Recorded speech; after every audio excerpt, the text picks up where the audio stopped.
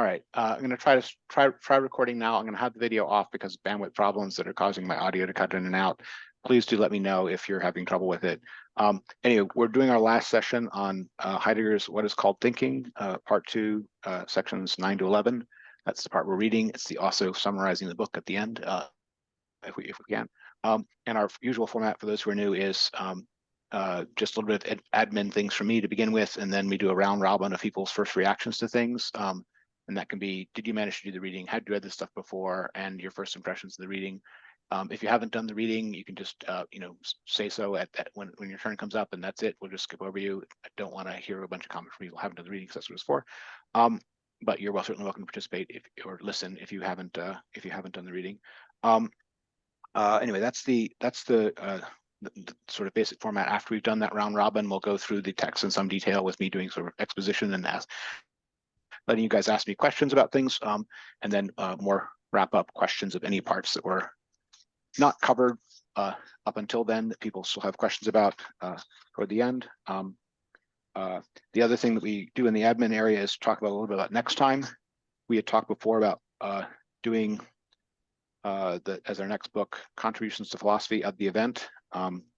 Heidegger's unpublished works from the early to mid 30s, and I've accepted the recommendation to do that, so we are going to go ahead and do that. For next time, the reading is going to be part 1 of that, sections 1 through 31. That's basically the first 50 pages. That's the book. Yep, that's the book in the edition. So the topics being covered of that are the notion of the event, philosophy as worldview and some of the problems with it, and then inceptual thinking. We're not going to do all of part 1 because I'm going to spend 2 sessions on all of part 1. And if that pace winds up being too fast, you can definitely tell me, and we can potentially slow down next time if we don't get through all of it. But the fundamental ideas I want you to get out of next time are what he means by the event and what he means by inceptual thinking, with a little bit about why he thinks inceptual thinking is called for or necessary in terms of the problems he sees with worldview philosophy in between the two. But that's about 50 pages of this stuff. It's relatively dense, but I think it's enough subject matter that we can sink our teeth into it next time. Partly because the reading is hard, and partly because people need to get the book, and also to avoid Thanksgiving things, I want to suggest that our time for the next one actually be December 10th. So that would be 6 weeks away, basically, and that manages to avoid 4 weeks would put us right at Thanksgiving, which wouldn't work. So, and then the 3rd, I have some other events. So the 10th of December, that gives us 6 weeks to get the book and do 50 odd pages of reading. All right. So anyway, that's the stuff for next time. Any questions about that before we get into our actual this time event? Will you post the name of the book, please? I will certainly post the name of the book on the next event thing, but it's Contributions to Philosophy, subtitle of the event, translated by I can't pronounce this Polish name, Rojues and Valeganu, but it's the one that Craig held up, I believe. So, Joe, question. You're on mute. Oh, you're having difficulty hearing. Technology.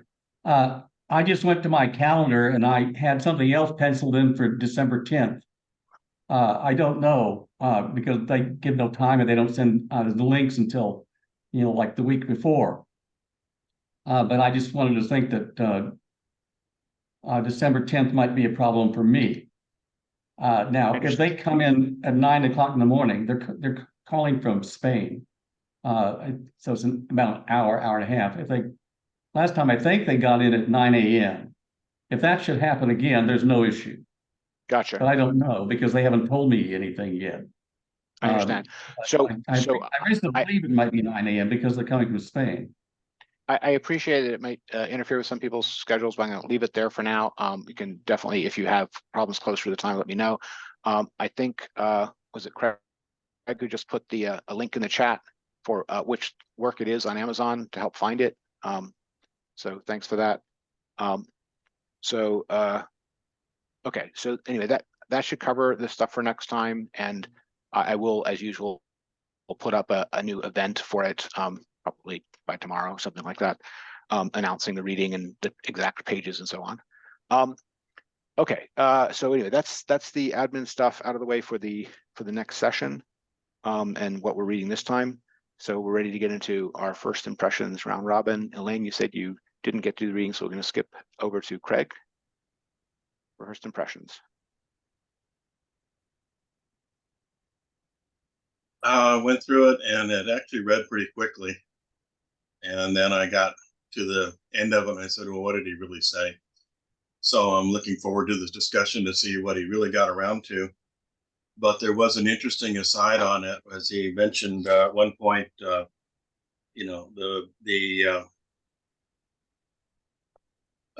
essence of technology stems from the presence of what is present. That is, from being a being, something which man never is the master of which you can look at to be the servant. Page 255. Really like that, but it's interesting that had very little to do with Heidegger. It had to do more with reading I've been doing on the side, going back to Stuart Kaufman and the theory of the adjacent possible and the way in which things evolve because they can only work within what's adjacently possible to them, which is probably a little bit more than what Heidegger went into, but I found it fascinating to draw the connections across two different areas that I was exploring. But I think the presence of being is an interesting concept from an evolutionary standpoint. Some things may not be possible in being until they have become a part of being, and then we can only engage with them. So that's kind of the rabbit trail I went down, and we'll look forward to hearing what comes up in the discussion today. All right, yeah, I think it's page 235. I realize that it's hard to read the top of the page. It looks like 55, but I think it's page 235. 55 goes beyond the end of our text. And this is, you're right that it's kind of an aside there, and he's referring to some of his other things discussing technology there. But the fundamental idea there is that he thinks that not technology, but the essence of technology is a mode of revealing. It's one of the ways in which truth appears to man, something like that. And that means that there's something in it in which, as a mode of truth, as a way in which truth happens, something like that, man doesn't get to decide how truth happens, is the fundamental thing he's trying to say there. And at best, man can be a servant of the arising appearing of truth, something like that. But there's a whole nest of issues in Heidegger and technology, which are not the main thing here. If there's a main thing here, it would be something like that the history of philosophy as history of ways of engaging with truth or of understanding truth has had a outsized impact on all the things that we think of as both cultural and scientific developments and happenings in history. And he comes back to that several times in when he's referring to foundations of logic and so forth. And there's often a lot of background of assumptions he's making about how the contemporary audience will see things in the modern world and see things in philosophy. And there's a sort of a background of logical positivism looming large, something like that, as what he takes to be the sort of reigning understanding of the day, with maybe a from his point of view, deeper Nietzschean version of that as a tool-like or instrumental view of reason as something which man uses for the sake of fulfilling his drives, desires, etc.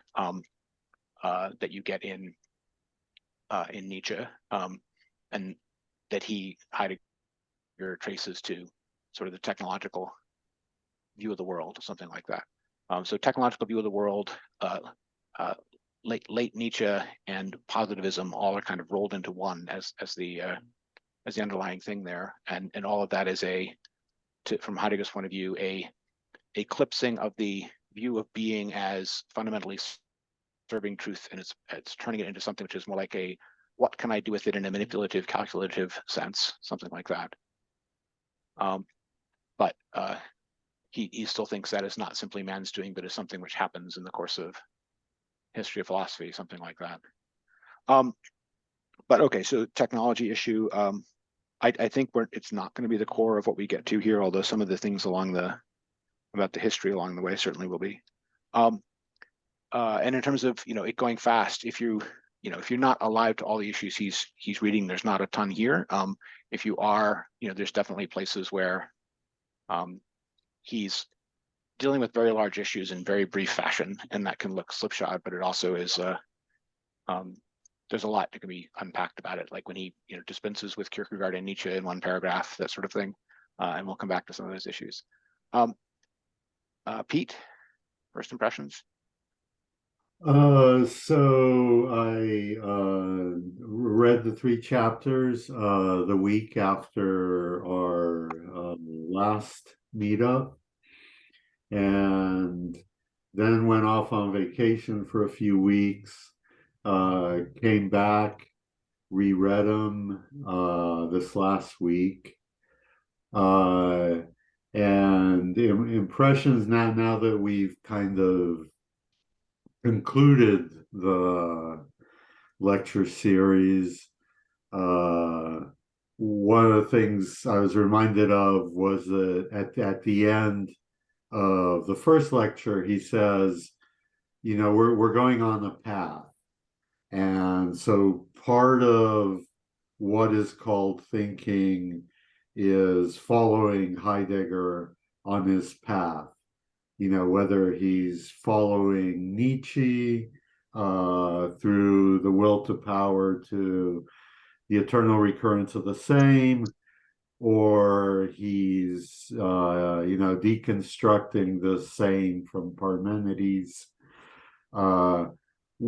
Partly what he means by thinking is following along with him. So that's one of my impressions. And another one is that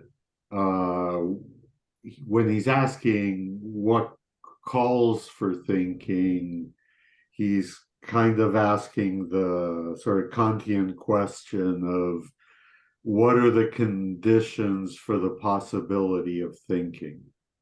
It's a variation of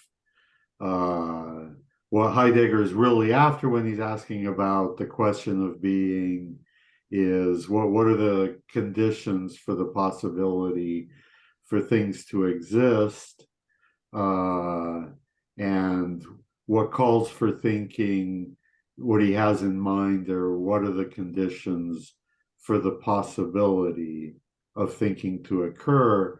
And of course, he doesn't mean thinking in terms of mathematical thinking or science thinking. Those are separate domains for Heidegger. And thinking is real thinking in his terms is a step back from that. The conditions for the possibility for us to then think science or engage in science, engage in math, etc. By thinking, he means investigating the possibility, what makes that possible. That's my impressions. Yeah, so I mean, you're right to say that this, if we can call it the way, the Kantian move with the condition of possibilities question is one that he recurs to several times here, even ties it at the end, gives a sort of interpretation of our fragment as though Kant had written it, and sort of finds a quotation that matches it in Critique of Pure Reason, right? So he's definitely got that sort of paradigm in mind. There's also times when he's like noticing that other thinkers aren't doing that same thing, and he almost says, well, then they're not thinking about it, or something like that. When they are, they're just not thinking about it in that way, or something like that. But I don't think he's simply asking questions about conditions of possibility of thinking here. He's asking what calls for it and what counts as it. And that's different from trying to understand it as sort of a structural possibility of human Dasein or something like that. This is a much less structurally Kantian book, if you get me, than that. But we will get into, where are there places where what the thinkers are he's engaging in are doing something at least a little bit like that in their own way, but it's not quite enough his own way. I think that he does want to do something like understand the conditions for something, but I think it's more like the traits, he calls it towards the end, the traits of the arising appearing, something like that. I think he winds up in passing actually answering his question about what counts as thinking or what the criteria of thinking is. But it's kind of buried. It's right before he gives his own interpretation of the meaning of to be for the Greeks, where he says that to be is to be present. Immediately before that, he says, you know, something like, you can't see all the preliminary steps that are going to justify this, but those aren't what matter. What matters is whether or not you can go look at the thing and see what I saw, right? The important thing is the looking, he says. And in his whole discussion there about that important thing being the looking, you actually get a pretty good understanding of what Heidegger means by thinking. But we'll come to that when we get there. Dan, first impressions. So yeah, so first thing, I think I really like, there is always in Heidegger this thing to take some ancient Greek concepts and show how they, I don't know, they got more and more restricted, and they decay during the and how we like tend to understand them today in a very limited and restrictive. And I like how he, for example, he started here saying that this what he saw Parmenides letting lie before us and taking to heart eventually fell the first one into, so letting lie before us, we ended up taking that as propositions, and taking to heart, we eventually taking that as reason, and that's pretty much the mother project. It's a restrictive version of what Parmenides. And I think going back to what just Pete said, like I think Heidegger is saying like what Kant is doing is just a special case of what Parmenides. So kind of we can understand Kant in the Parmenides framework, but we cannot understand Parmenides if we take Kant, start with Kant or something like that. So that's one thing. The second thing I really like this, it's with as you mentioned, it's what you know, the distinction being beings, and he's going into this like there with in the blooming, what blooming is, and it's this idea of participation, and how he goes into like play to understood this concept. How it's very important, this participation, what do we mean by participation, and how fundamental this is to almost everything, like in philosophy, and especially to the Greeks. And we still have it, but in a weaker form. And then I think a third thing, what was that? Was the presence. Yeah, you mentioned it, like the Greeks understood being as presence, and then we, I don't know, start taking it as objectivity and, I don't know, usefulness and so on and so forth. And I really like that, the like how it started in presence, as presence, and then it moved from there. And we still kind of are in that framework, but we take it more restrictively. That's pretty much for me. Okay, so on the narrowing history stuff, we definitely want to talk about that. We want to talk about this Rioris ratio and Begriff, and how, you know, there's this idea that something that you get in the Latins and the Germans, and there's a passing reference to Descartes and his doubt to how some of that is a moving away from the letting lie before us, something like that. But there's definitely curious things about what the actual, I'm going to put it this way, charge is there about what that restriction consists in. And when I say it's unusual, because you have to line it up with what Heidegger said in his early work, because the particular thing he says about Rioris ratio is that it is taking something as something. And that's interpretation in being and time. And it's part of the structure of Dasein. It's not something which is a distortion introduced later by a Latin translation. Anyway, we'll come to that. There's some strange flipping of the notions of, if I can put it this way, the practical instrumentality of how man apprehends the meaning or the being of things between early Heidegger and here. And it's almost like some of the charges against the prior tradition are reversed, which we'll come to. On your second point about the participation thing, absolutely. But he's right to bring up that there's a notion of participation involved in the notion of treating these things as participles and the way in which participles evoke participation as later grammatically understood. But he's a little bit less sensitive to how differentiated the Greeks are on that. Because yes, that's Plato, but it's not simply everything in Parmenides and everything in Aristotle or everything in the Greeks. Parmenides wants to restrict the notion that he's applying to being there to being and not to apply it to all ideas generally. And Plato is the one who wants to generalize it to the way in which everything participates in an essence, something like that. And that's definitely a Platonic thing. And then Aristotle doesn't agree with Plato's theory of the ideas because he doesn't know where they are. And he wants them either to be the forms of material particulars or ideas in minds, but not both and not somewhere else. And so they have different understandings of part and how you reason about parts. And the notion of essentiality you get in Parmenides isn't yet meant to generalize to everything, right? It's meant to be restricted to being. Anyway, the point that I'm making here is you're right to bring up the issue that he brings up of participation in passing, and right to trace that as central to Plato. But when he says that this interpretation of Plato is controlling for the whole history of Western thought, right? They're actually debating it even in the text he has right in front of him, right? They're disagreeing about it, not agreeing about it. And we'll want to talk about that when we get there. But absolutely, participation is an issue that arises from something like the twofold meaning of the participle being as both the individual being that is and the thing that that being is doing, right? That is an origin form of the idea of participation, but Plato is not unconsciously generalizing it, but consciously generalizing it, and he's doing so in a way which is a disagreement with Parmenides.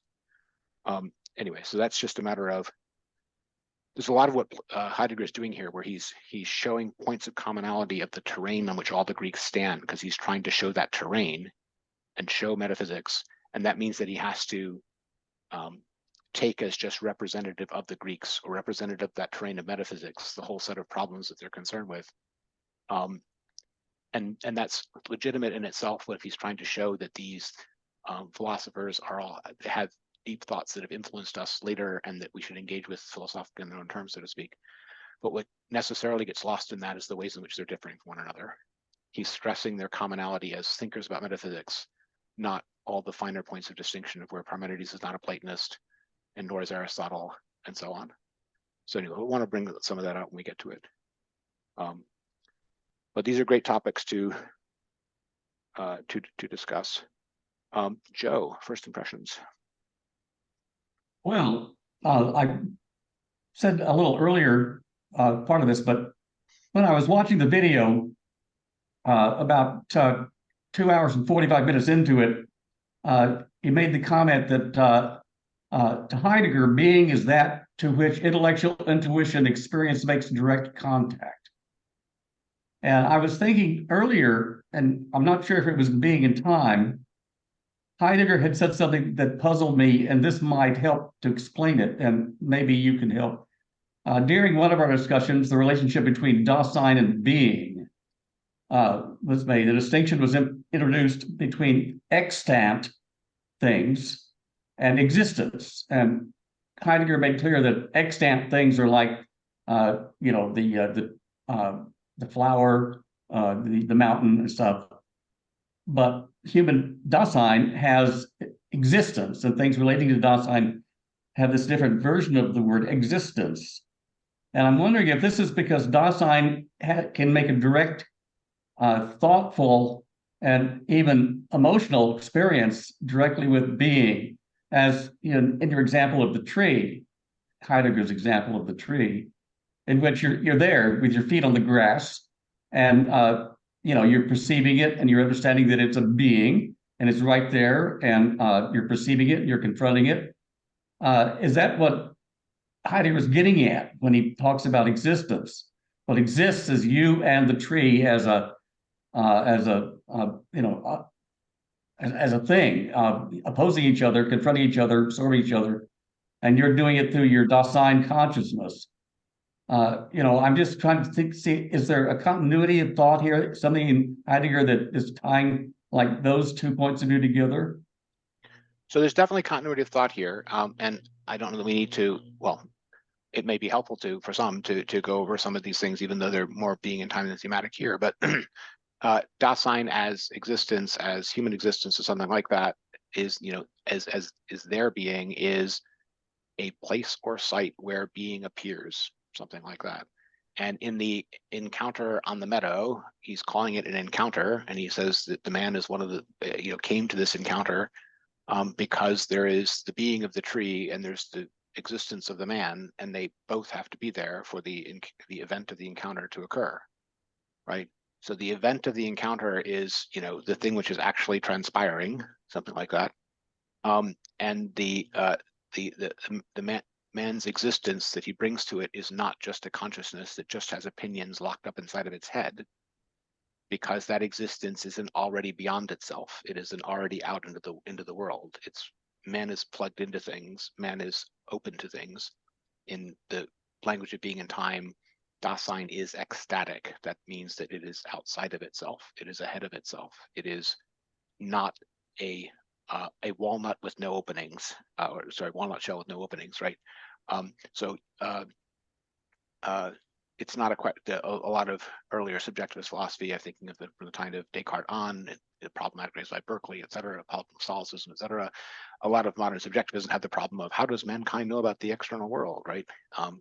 And Heidegger's answer is kind of, well, he's made out of it and plugged into it. So nature solved that problem a while ago. You may have a misunderstanding of it based upon the distortions of your subjectivism, but that's because of the distortions of your subjectivism, right? But his way of understanding that is that existence is always already in the truth and open to being, right? There are no minds that don't happen in truth, right? That's where they happen. And if that's not what's going on, then you don't have a mind yet, something like that. So, and truth means appearing. It includes the accent of appearing. It's not just the thing that appears, but the event, the ongoing event of it appearing.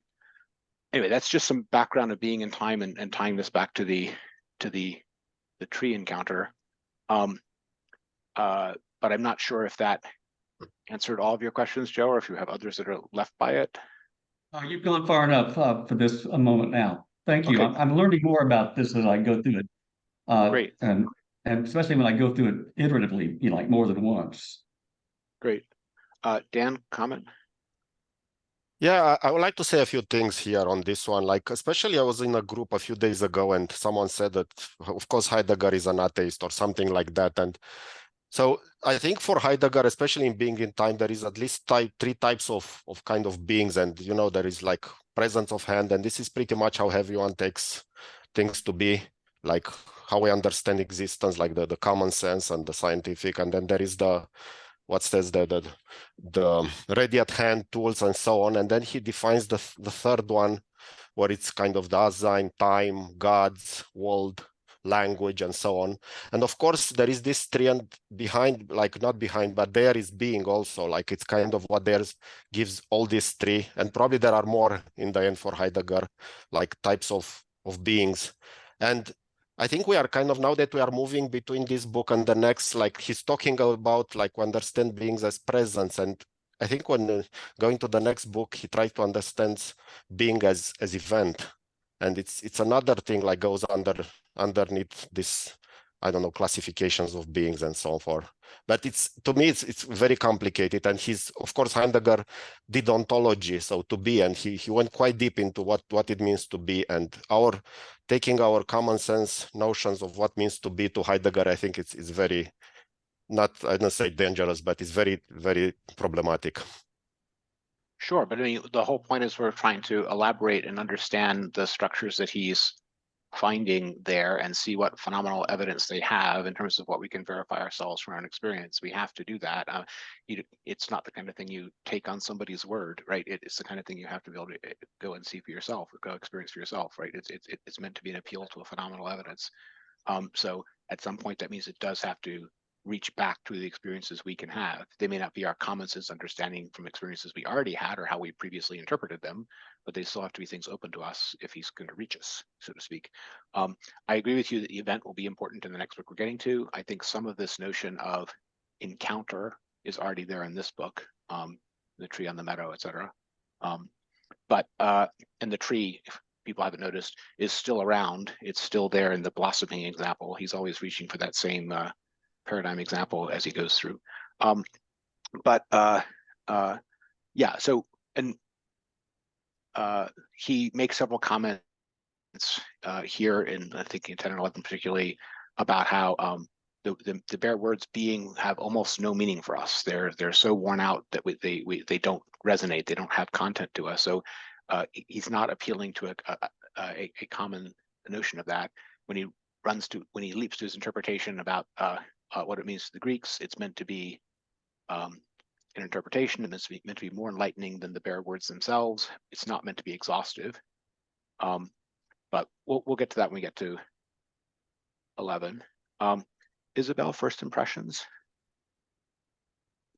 Yes, thank you. Good evening, everybody. I have, first of all, I did do the reading, and I try to do the reading as close as possible to the day we meet because I forget, and then I have to reread. And I should reread anyway because he's a difficult author.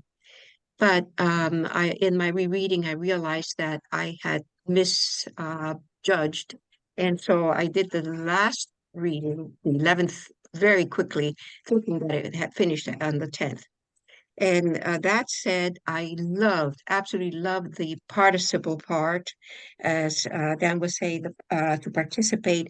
Who would have known? It was right smacking, hitting you in the face. And I've studied grammar. In fact, that was my favorite subject in junior high. Participe présent et participe passé, just absolutely beautiful. And the way he goes back to the beginning of grammar, going back to the Greeks, to what participation, what it means. Just those connections were lovely to me and quite eye-opening. Secondly, he did talk about leap already, I think in the 11th, and I'm just wondering, thinking ahead, is that going to be the same leap that we will encounter in the contributions? Thirdly, again, when he says his translation of Parmenides, useful is letting lie before us and taking to heart to be. Isn't that already the definition of eraignis? Eraignis, letting lie before us, and appropriation, eraignis, taking to heart. Isn't that already the definition of eraignis? And and I'm looking forward to seeing, because I did miss a little bit of my reading. And very soon I will have to start my cooking, so I will be gone, although I will leave my image on, rather, I will not be here for about half an hour. Thank you. Okay. Yeah, I mean, there's certainly commonality with some of the structural moments of Regnus, so to speak, but I don't think it's its definition. I think that that's his own notion, so to speak, which is trying to explain more of the structural components of this arising appearing business that he already detects in the Greeks, but from his point of view, as he explains in like later parts of 10 and especially in 11, he doesn't think that the Greeks attended to all of the things that they saw there. He mentioned something like the questions that they did ask were answered, something like that, about that experience, but that they didn't ask more than that. And I think that the more than that they didn't ask was exactly Pete's kind of questions, but the conditions of possibility kinds of questions about how that structure of the experience of an arising appearing that can be appropriated by Dasein, something like that. What's necessary for that, right? So we're not asking the Kantian structural question to those, and I think that those things are involved in the Ereignis sort of event idea that we'll get to. But some of that let's leave for next time. That is as we get into the next book. So it's fine to foreshadow a little bit. Is there only one leap in Heidegger, and they're all the same leap? Maybe. He likes the leap notion. He gets leap notion from Kierkegaard, and Kierkegaard gets dismissed very harshly here, but that's not quite full justice to his own debt to Kierkegaard, which we'll come back to. But I think the leap that he's talking about here in 11 is a much smaller leap. It's only a leap of interpretation, and he's explaining that he's skipping over all the steps of why he thinks this is an adequate interpretation of being for the Greeks. He's just going to show you what he thinks being means to them, and try to show you that it fits and explains things. And he's counting on the convincingness of you looking at it yourself to do the arguing without the deduction of how he arrived at it, something like that. And that's the only real leap he's appealing to here, and that's a much smaller leap than the one he's going to be talking about in contributions, in my opinion. But fair question. He certainly likes the motif, and he's gotten the motif from Kierkegaard. Christian, first impressions? Yeah, so I did notice a couple of things. So every time I come back to this book, I just am so taken by this kind of linguistic turn, if we can call it that, in later Heidegger. Interesting as well, we in philosophy we talk a lot about the linguistic turn in philosophy in the 20th century, and it's just kind of neat to see how Heidegger ended up fitting into that in his own way, I suppose. But what fascinates me about it is it's almost like he's using this investigation of language as a vehicle back into the past to get at our sort of origins, the origins of our thinking, of our metaphysical sort of frame of reference. And that's in early Heidegger, I suppose he would talk about it as being part of our thrownness, or as something that we inherit from something that we inherit when we come into the world. We don't choose our language. We are given it in a way. And I think he's right to focus on it. It really is, when you start thinking about just how much our language and our words condition our manner of thinking and our concepts. I mean, I was thinking even the other day, like the German word Begriff for concept means literally something like grasping, right? And it's just kind of interesting to look at the way that words going far back into the past, how they already have a built-in kind of conceptualizing that a concept is a kind of a grasping of something. So that's just an observation. I think his focus on playing with the language and the translations is very interesting. And the other thing I noticed is, I felt with this, I think Pete maybe was the one who mentioned earlier that he did kind of revisit some of the earlier lectures in these last couple. And it reminded me a little bit, in earlier Heidegger, you get these kind of successive sort of concentric layers of interpretation, that each new go around is sort of a deeper interpretation of the same phenomenon. And I get a little bit of a taste of that going on here as well. So I thought that was kind of neat that he was revisiting some of the stuff even from the very first couple of lectures. And I suppose the final thing that I noticed, and maybe we can touch on it later, there was, I believe it was in lecture 10, he mentioned somewhere, he sort of was criticizing the notion of being the most abstract concept, or the most sort of abstract placeholder for anything. And that it seems like Heidegger really wants to insist upon the opposite, that in a way, being is the richest concept, or it's what he says something like it provides the roots for everything else. So I think that was in the context of his analysis of the participle in grammar and how that relates to the Platonic notion of participation. And so I found all of that really interesting as well. Yep, we'll definitely want to get into the, being as common versus being as root. And sometimes this is a difference between people fixated on it as a term versus that to which the term refers. And he's kind of saying something like that to which the term refers, the twofoldness that lies there is the basis of our intuition of participation, something like that. So the intuition of participation that you get in Plato is, I would say, a generalization of this point about being that is already apparent in Parmenides. Plato would, I would argue, go further and say it is a conscious generalization of a point that Parmenides had made about being and only being. But that conscious generalization is also a disagreement with Parmenides about the scope of applicability of that kind of participation. Plato wants to expand the notion of how ideas supervene over things so that it happens for concepts much less than being, but with the same twofoldness that is there in being as the being that is, and as the act that the being that is performs, right? That same twofoldness Plato wants to generalize to something like the ideas as such. And we moderns, or even people just after Aristotle, tend to think of the ideas as something which is only in our heads, that we're throwing over things and using to divide them or something like that, and therefore treat as abstract and very far from the concrete things.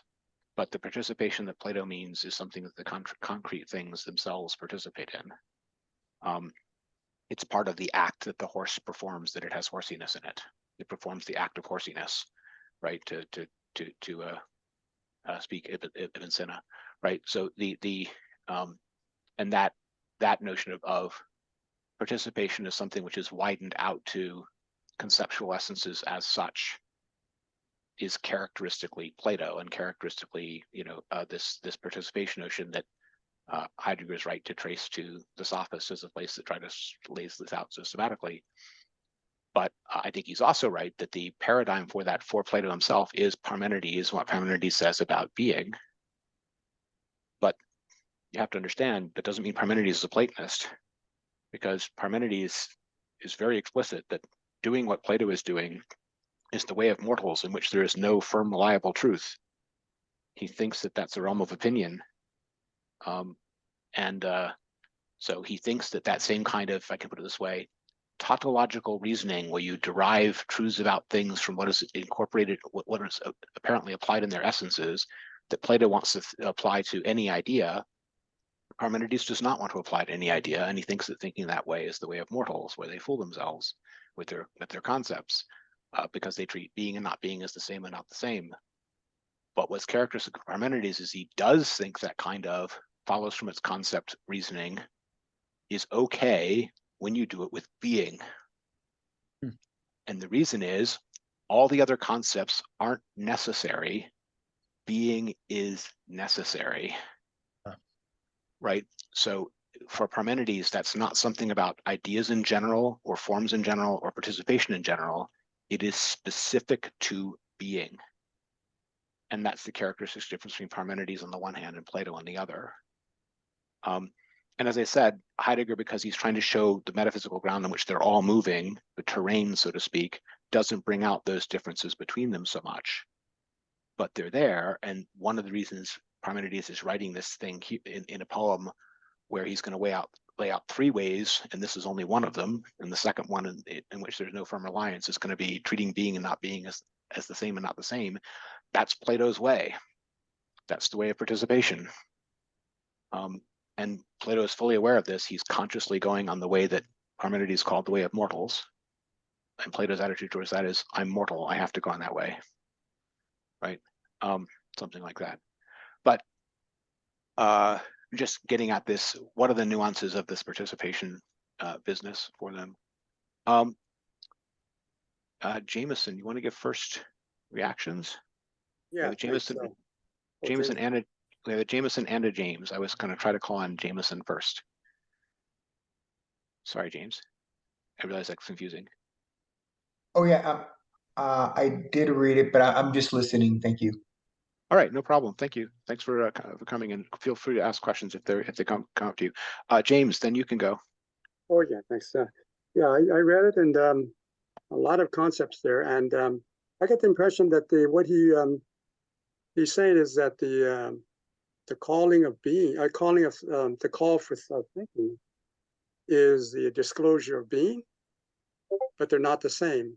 You know, they're not identical, but they are, you know, relative, and it's conditioned on this kind of encounter between the what letting lie before us and the taking to heart. So it's a kind of a you know, balance between, you know, perhaps I was thinking of intentionality and the object of the for the world. So is that kind of encounter, is that what brings about this kind of presence of what is present and is the call to thinking, which is also a being? So some of these are good questions in terms of what calls for thinking. It's going to be something like the duality of being and beings, or the way in which the supervening happens, or something like that, is where he comes out on, or otherwise put, the traits of the arising appearing, or something like that, are the things which he thinks, you know, most call for thinking, or most properly call for thinking.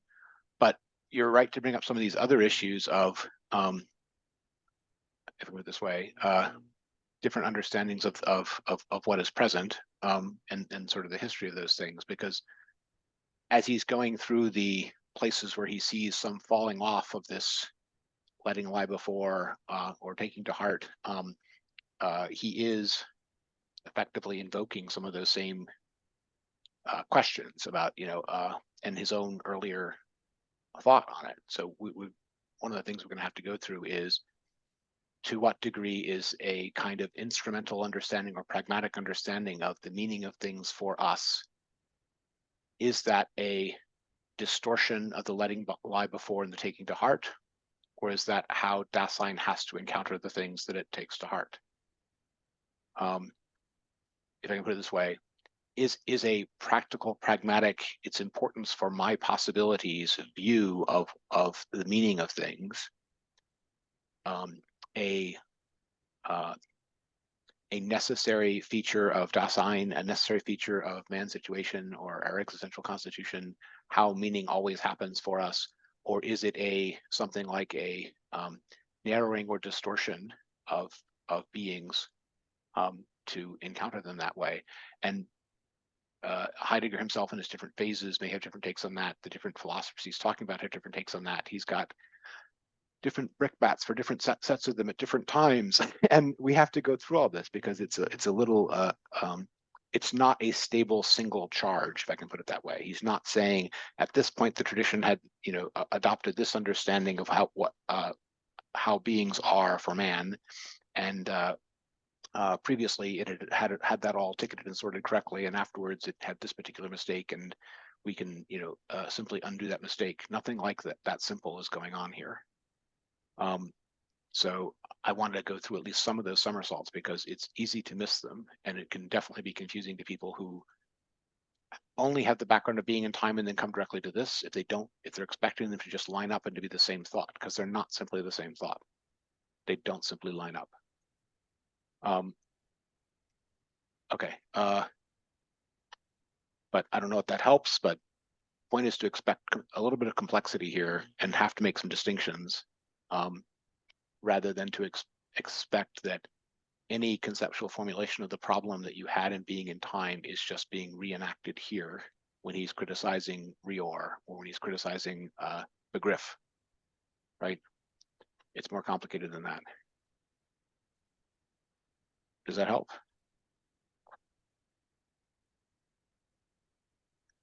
This is where I wish my video was on because I think the verbal cues might help. Yeah, Um, please. okay. Great. So I'm going to give people a chance to come back to their other questions, but if we're through round robin, we've raised a bunch of good issues that I definitely want to address, and I'd love to start kind of going through the things I noticed in the different sections, starting with 9. There's a fair amount of 9, which is kind of recapitulation of the, I'm going to read this way, the Lagan and Noen side of things, and maybe a little bit of Cree, although Cree is kind of downplayed here. The one thing I noticed is that in that recapitulation, Lagan kind of broadens out to what it usually means. Lagan or logos is this, the letting lie before. It's been letting lie before all the time. But now it's something which it also was in the Heraclitus lectures that kind of got put in the back burner in this previous chapters in this book, which is now it's also gathering, because logos is, a gathering.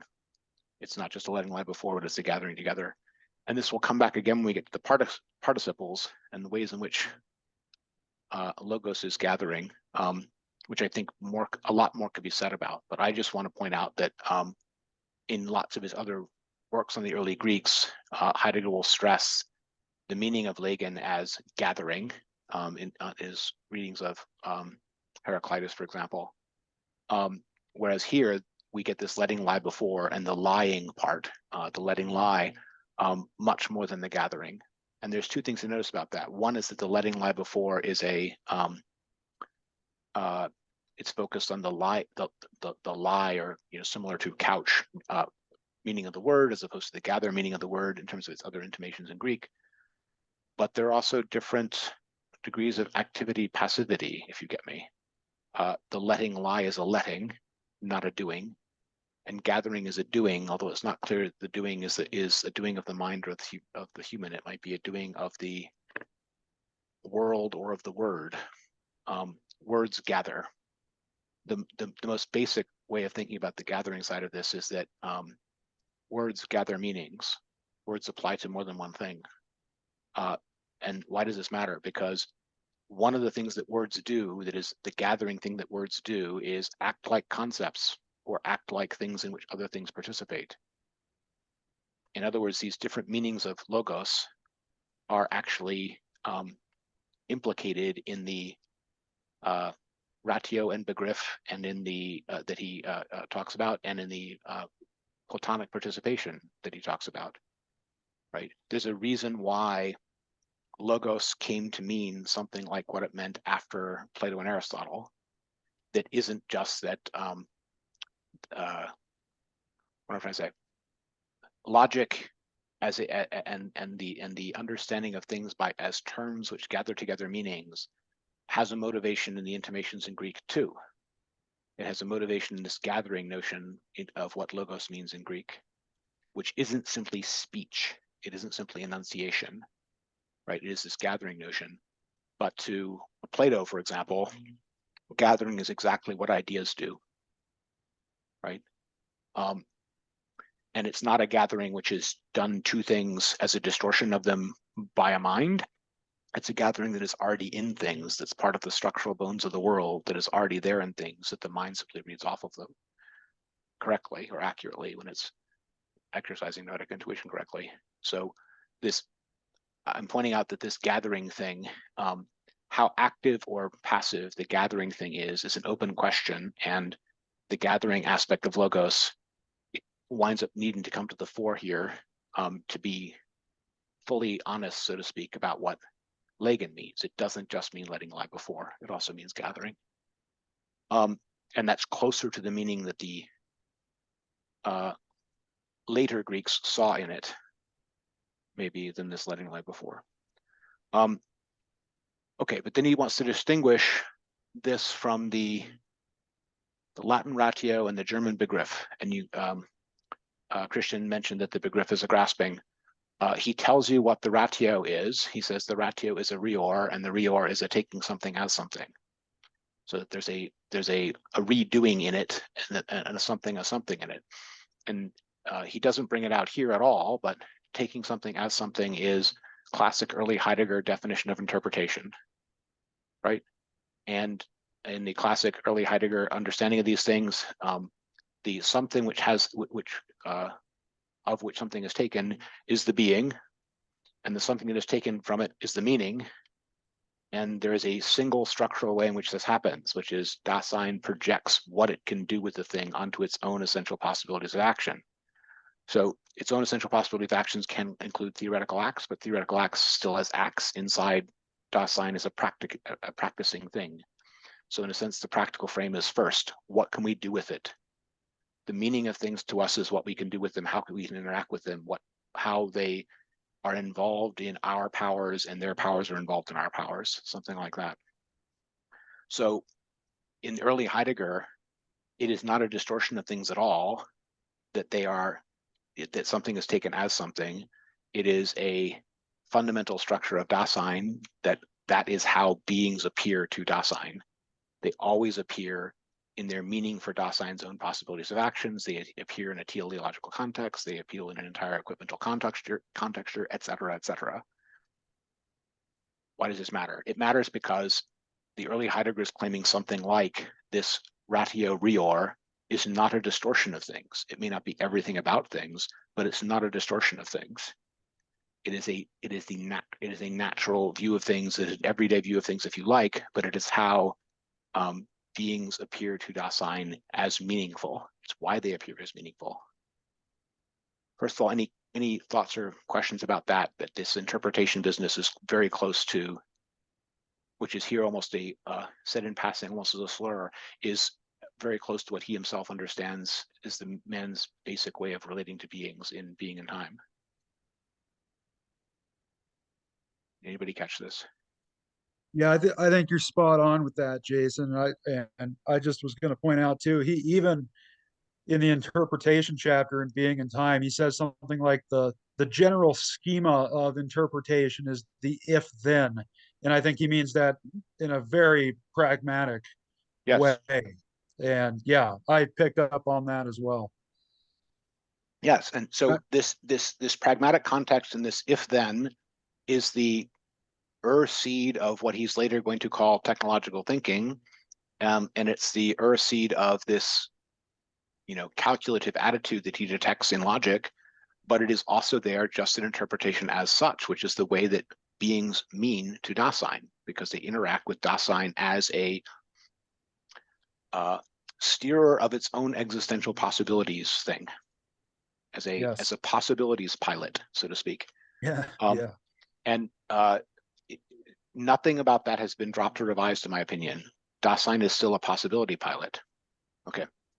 Now I want to point out something. The attitude that in being all that is contrasted with in Being and Time, that is the naive Enlightenment positivist attitude, imagines that first things merely are as present at hand as mere objects that are configured in space in some sort of Cartesian abstracted sense, and they only later acquire possibilities for action or interaction with them by projection from us, right? And Heidegger is violently disagreeing with that. That's not how they appear at all. But the point is that the foil or contrast in Being and Time is with a world picture view that the mind is a camera that first has a perfect picture representation of everything, and then only ascribes meanings or purposes to things after they've been already so digested, right? And Heidegger is saying, no, that's not how it works at all, right? That's not how beings arise at all. It's not how meanings arise at all. And he argues, I think cogently, that the viewing things as mere objects that are merely present at hand, that merely have their external characteristics with all of their meanings and possibilities stripped out of them, is a privative mode of interacting with them. It's how Dasein interacts with something that it doesn't know what to do with, that is wondering at, that it doesn't understand. When our technological purposes fail, we stop and stare at the thing, not knowing what it is. And only at that point do we start noticing it's an object of this shape, it's an object of this color, it's in this relation to my body. We fall back on those abstract ways of processing it precisely because its meaningfulness has disappeared, right? So it's a privative mode of interacting with things when their meaning has failed us, when they have not responded to their incorporation into our web of purposes, and it's an abstract, fallback, something like that. Okay. I think all that's entirely cogent in Being and Time. I think is entirely right that there's philosophies that don't understand that and get those things the wrong way around, and his is not one of them. Great.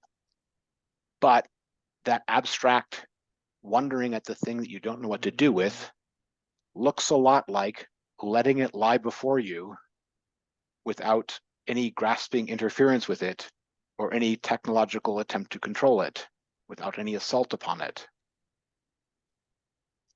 I'm bringing out the note of the letting lie before as the appropriate way of letting being mean to you, being in some ways closer to the uninvolved, present at hand wonder at things. There's an accent throughout this section of what is called thinking where the letting lie, the not interfering, the not grabbing, the not calculating, the not things, asking what it can mean for me, all of those are treated as a kind of releasement of meaning that is a dropping of a control that has a positive valuation here. But anything like treating the object as a merely there thing to be wondered at that has no involvement with our purposes in early being in time was exactly the early modern misunderstanding of a too abstract understanding of what being is. Okay. So I don't think that it's a complete 180. I don't think these things have completely flipped. We have to notice that something has flipped. In early being in time, the notion on the equipmental contexture and the pragmatic way of interacting with things was simply the root to the meaningful being about them. And now there's something about that way of interacting with things that if pushed to some kind of extreme becomes the disappearing of the being into the mere purposes of the human. It becomes a mere subjectivism. And I put it to you that what has happened in the meantime is a confrontation with Nietzsche that sees Nietzsche as the technologist, the person who has so subjectivized the world that all the purposes and things have been put there by human beings for human purposes, and the beings have disappeared into mere raw material, and human purposes have been pushed to the outer limits of the universe and have colonized the world so that there's no mystery left, and being itself has disappeared. So that can be seen as, Nietzsche in that technological sense can be seen as a hypostasis of this pragmatic attitude of being in time, of early being in time, of early Heidegger, right? He's saying, things are reduced to what we can do with them. And if you push that to the utmost, if that's all they are, then there is no possibility of mystery left in them, and there is no openness to their being considered outside of our purposes. Okay. So I think that that's the actual sort of, the dialectical process that leads Heidegger to very different emphases is here, that he's a much more negative opinion of interpretation, a much more negative opinion of grasping Begriff than he would have had in Being in Time. And he has a much more positive accent on letting lie and not interfering, something like that, and on wonder and not understanding. Whereas in early Being in Time, the wonder of not understanding was merely the privative mode when you didn't know what to do with something, right? I don't think the phenomenological evidence has changed at all. And I think that early Being in Time is correct, that we do understand being first in terms of this sort of teleological purposes for us. But Heidegger is now much more concerned about that teleological purpose for us becoming dangerous if pushed too far, something like that. James, question. Are you saying that in Being in Time, he's maybe overemphasizing the intentionality of interpretation? So intentionality is a narrower term here. Intentionality is the notion that you get to reason about the things your mind intends to interact with.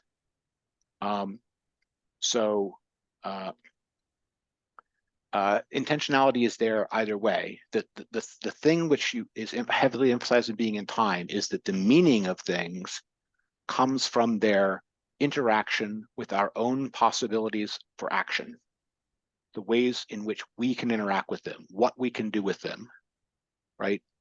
That is not simply intentionality.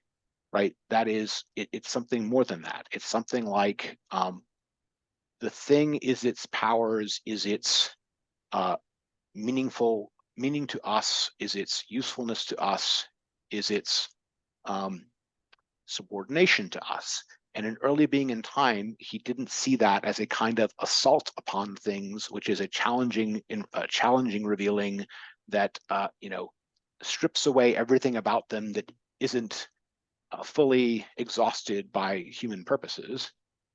But now there is that appreciation, to put it that way, that an attitude towards things that reduces them all to their powers for us and our possibilities of interacting with them, if pushed to extremes, closes off something like our openness to what they are actually revealing about themselves. Something like that.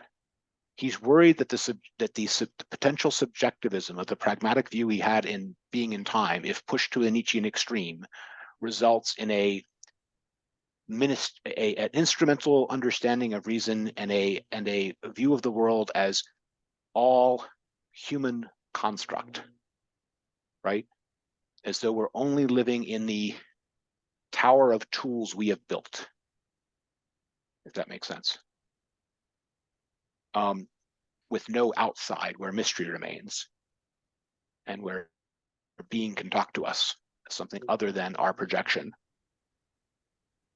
Because even here, he still uses the word usefulness in relation to the letting things lie before us, right? So you're talking about that kind of usefulness that's overemphasized before in being in time. If you overemphasize it, I mean, I would put it that he thinks that the pragmatic is the way in which things first acquire meaning for Dasein. He doesn't disagree with any of that. He's trying to reveal possibilities of kinds of action. Thinking is a kind of action whose possibility he is trying to reveal that doesn't have the character of challenging revealing that the overly practical emphasis of being in time might have led you to think was the only one. Man has possibilities of action that include trying to be the faithful shepherd of truth where truth appears, where he is trying to, enunciate truth as it appears in a serving capacity, if I could put it that way, which is very different from asking of everything, how can I treat it as raw material to wring out of it the maximum satisfaction of my desires, right? Those are two very different kinds of human purposes, if you like, they're still both human purposes, but one of them is a human purpose that is trying to let being be, and the other one is one which is trying to conquer it. Does that make sense? It's almost like he's even more worried about the possibility of distortion at this point, through that sort of practical lens that we approach things. And I think you put it very well, Jason. I think he still sort of is thinking of that as our primary mode of access to things. And even in being in time, there's a little bit of a worry about the distortion there. Because I think that's a big part of the notion of inauthenticity, is this sort of how does he, the public interpretedness, just sort of like so we'll come back to the public. Ahead. We'll come back to the publicness, but let's be clear that part of the issue with the possibilities of being in time and the and otherness or theyness or inauthenticity is, are they actual possibilities of this particular acting Dasein, or are they just what everyone usually does, right? Yeah, and the latter is not an actual authentic possibility for action. But is the issue just distortion? I don't think so. I think there is if you talk about what Heidegger thinks is at stake in whether or not something like the Nietzschean challenging revealing is the way in which we approach everything or not, it's something like the revealing of being itself. He says things like, nothing is happening to being, or there's a risk of being consigned to oblivion, being forgotten. And here he's all talking about thankful memory, right, as the opposite of oblivion. So that's not adequately understood as simply distortion. Yeah, that's helpful. Yeah, it's in a way, it's almost even worse than just distortion. It's It's yeah. sunsetting of a area of reality, and along with it, consigning of a high essential possibility of human action to a dustbin. Yeah. Right. As you know, what's the someone said you can free inquiry as it like a noble hound, or you can throw it back into the sea like a fish unfit for eating. Right. The latter attitude towards philosophy is the kind of fear or fate he's thinking of. Right. That's why what calls for thinking is, it's this calling business. So there's a proper and a calling here that's being appealed to, that is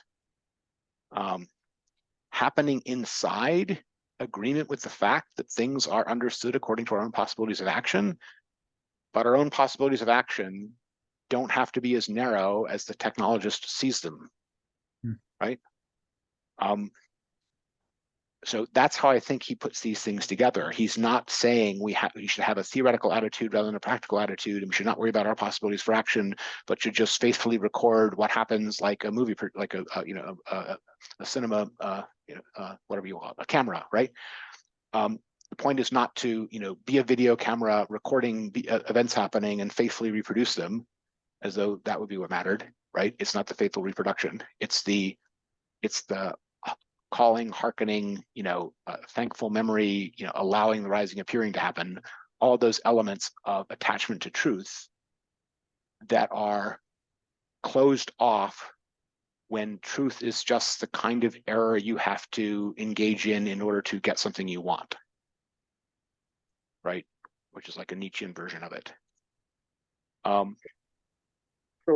his redefinition of caring would be less useful, less practical, and more, concerned with being, or concerned with other. It's fair. He's still talking about care. You're right. He's still talking about care. He's just saying that the direction in which he is called to turn his care, so to speak, is something which an early Heidegger might have regarded as more theoretical and abstract than rather than practical. And yeah, so what the actual possibilities for action are is one way of putting this. And I think Heidegger thinks of thinking as participating in a both the historical conversation about the truth of being, and in the actual event of truth of being appearing to man, something like that. That is a possibility of action next to which the others pale, if you can do it, something like that. But there's no getting around the fact that that's a calling kind of thing. In the language of being in time, it's a conscience and calling kind of thing. Okay, but in itself, interpretation, as the Latin translation of Legen, or Begriff as the German grasping, right, are not inaccurate as to how Dasein ordinarily, derives meaning from the beings with which it interacts. That layer is still true. It's true in its own right. It's just that there's something that it can leave out as another possibility. Does that make sense?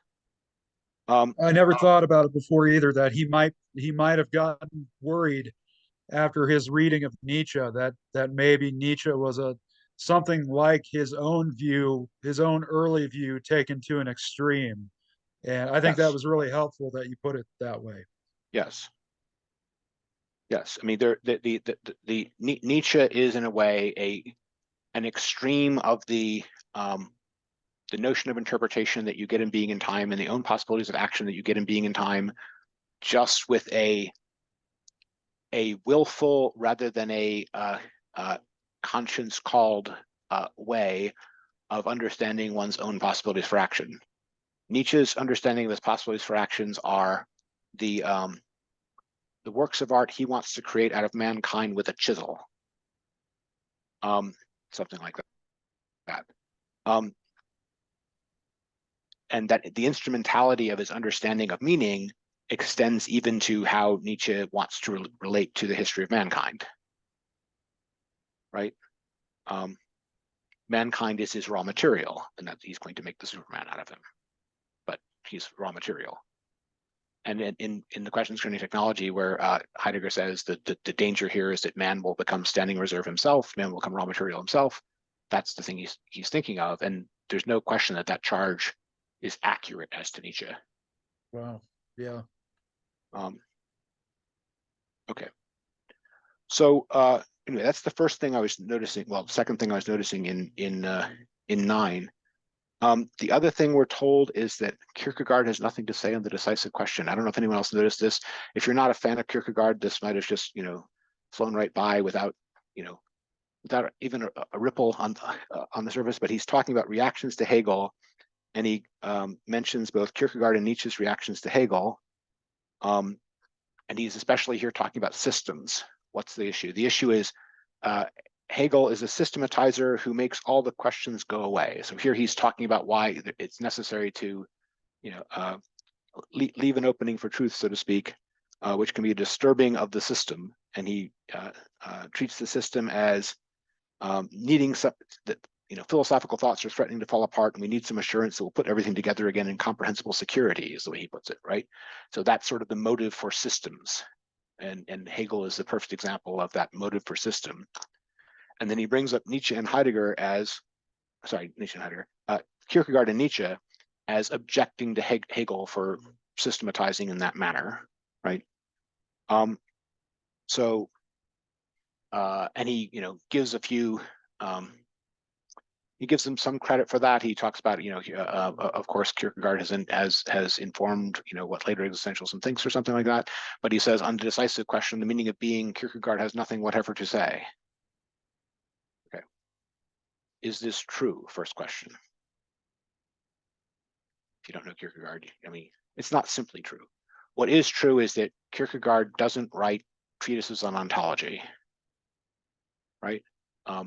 He writes, he has reactions to Hegel's claim to have understood being that are, violent disagreements with it, and his own standard, often enunciated in Hegelian language, of what would count as something like meaning of being for Kierkegaard. Heidegger is right to trace that to there is some dependence on the system he is reacting to in that. He's also right to claim that the kind of ontology you get in Kierkegaard is like a partly revived scholastic Aristotelianism and a partly undigested, German idealism, together, sitting uneasily together and threatening to fall apart. All that's fair, but I wonder if he's saying that Kierkegaard has nothing to say about being just because he didn't create a system out of it. And so his thoughts are always threatening to fall apart, and Heidegger needs some reassurance that we'll put it all together. What am I getting at? He is objecting to the systematizing nature of Hegel because he's trying to answer all questions, and the desire to do that is an attempt to make the disquieting questions go away, something like that. And Kierkegaard is all disquieting questions, and he doesn't systematize at all, and his thoughts come from the left field and right field indiscriminately. And Heidegger's reaction to that is, this is so unsystematic, he has nothing to say about the meaning of being. Here's my question then.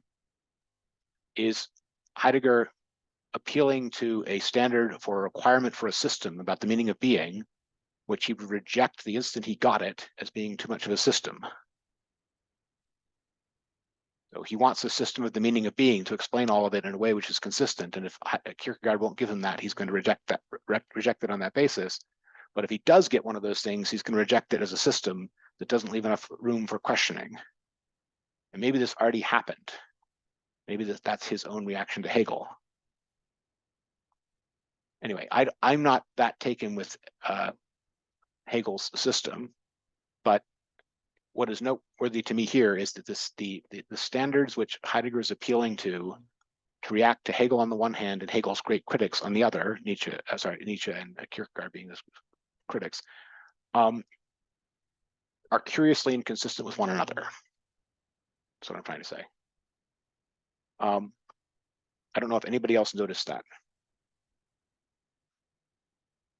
does anyone else care about Hegel and reactions to Hegel enough to have paid any attention to this passage? I guess is the prior question.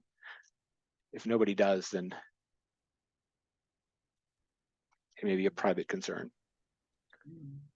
Yeah, I don't know about the Hegel, but with regarding Kierkegaard, I think what Heidegger's saying is that Kierkegaard's objections to Hegel are sort of valid, but the Kierkegaard himself never engaged with Aristotle at the level of the metaphysics, where Aristotle's concerned about being is said in many ways, and which of those ways has priority, or how do they relate together, and that's not Kierkegaard's question.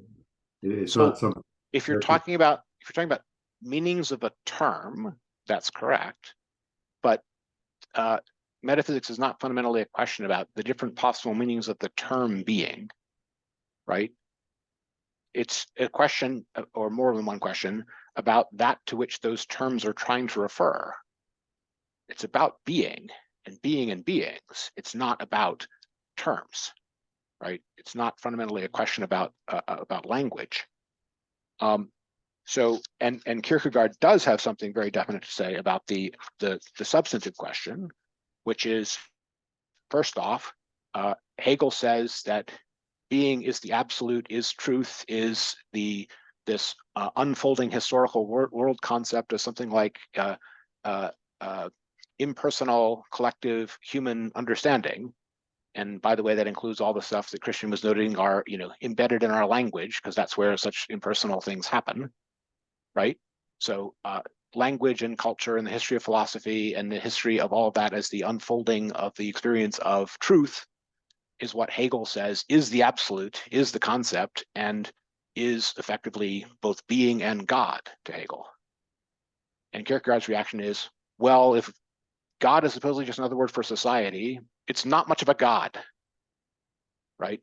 And I wouldn't pay any attention to it. Why would you, right?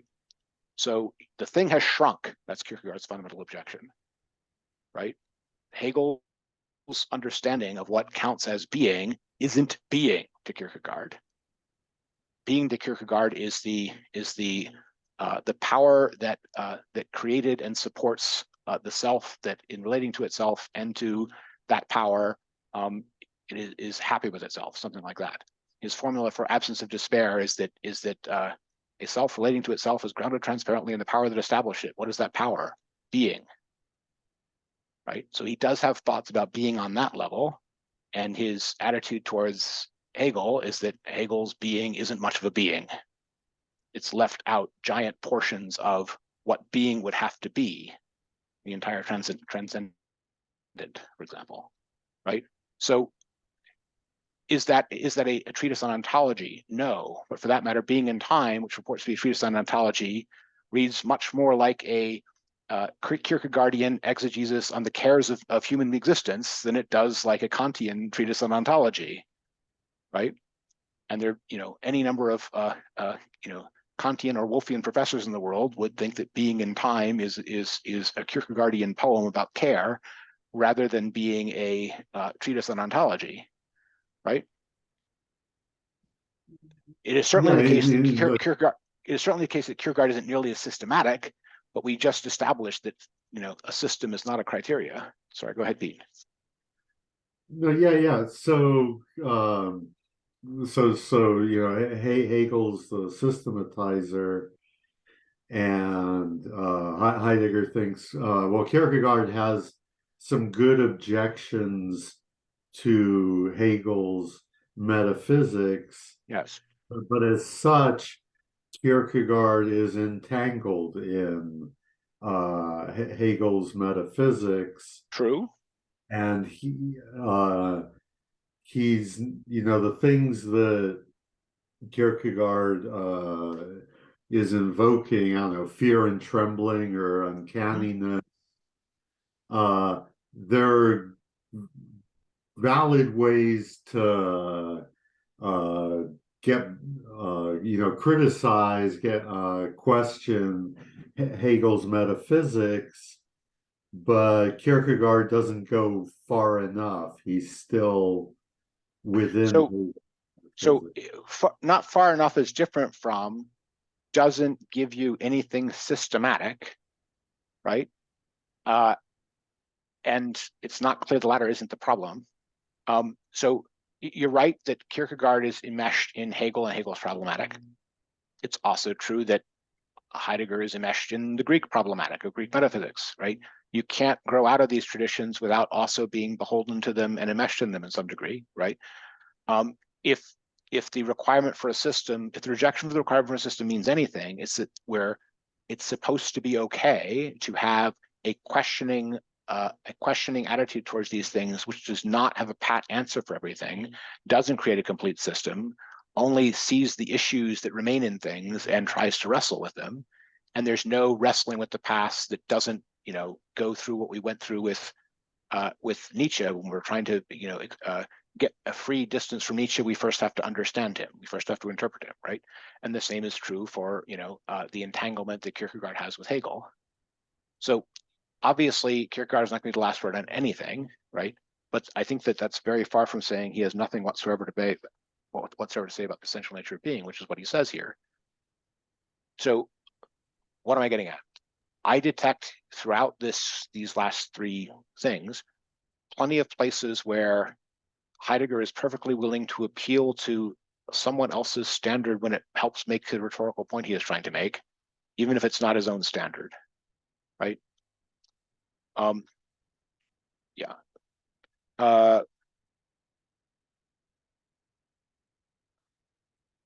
Okay, this is just an aside on Kierkegaard. Kierkegaard is definitely not a systematic philosopher of being.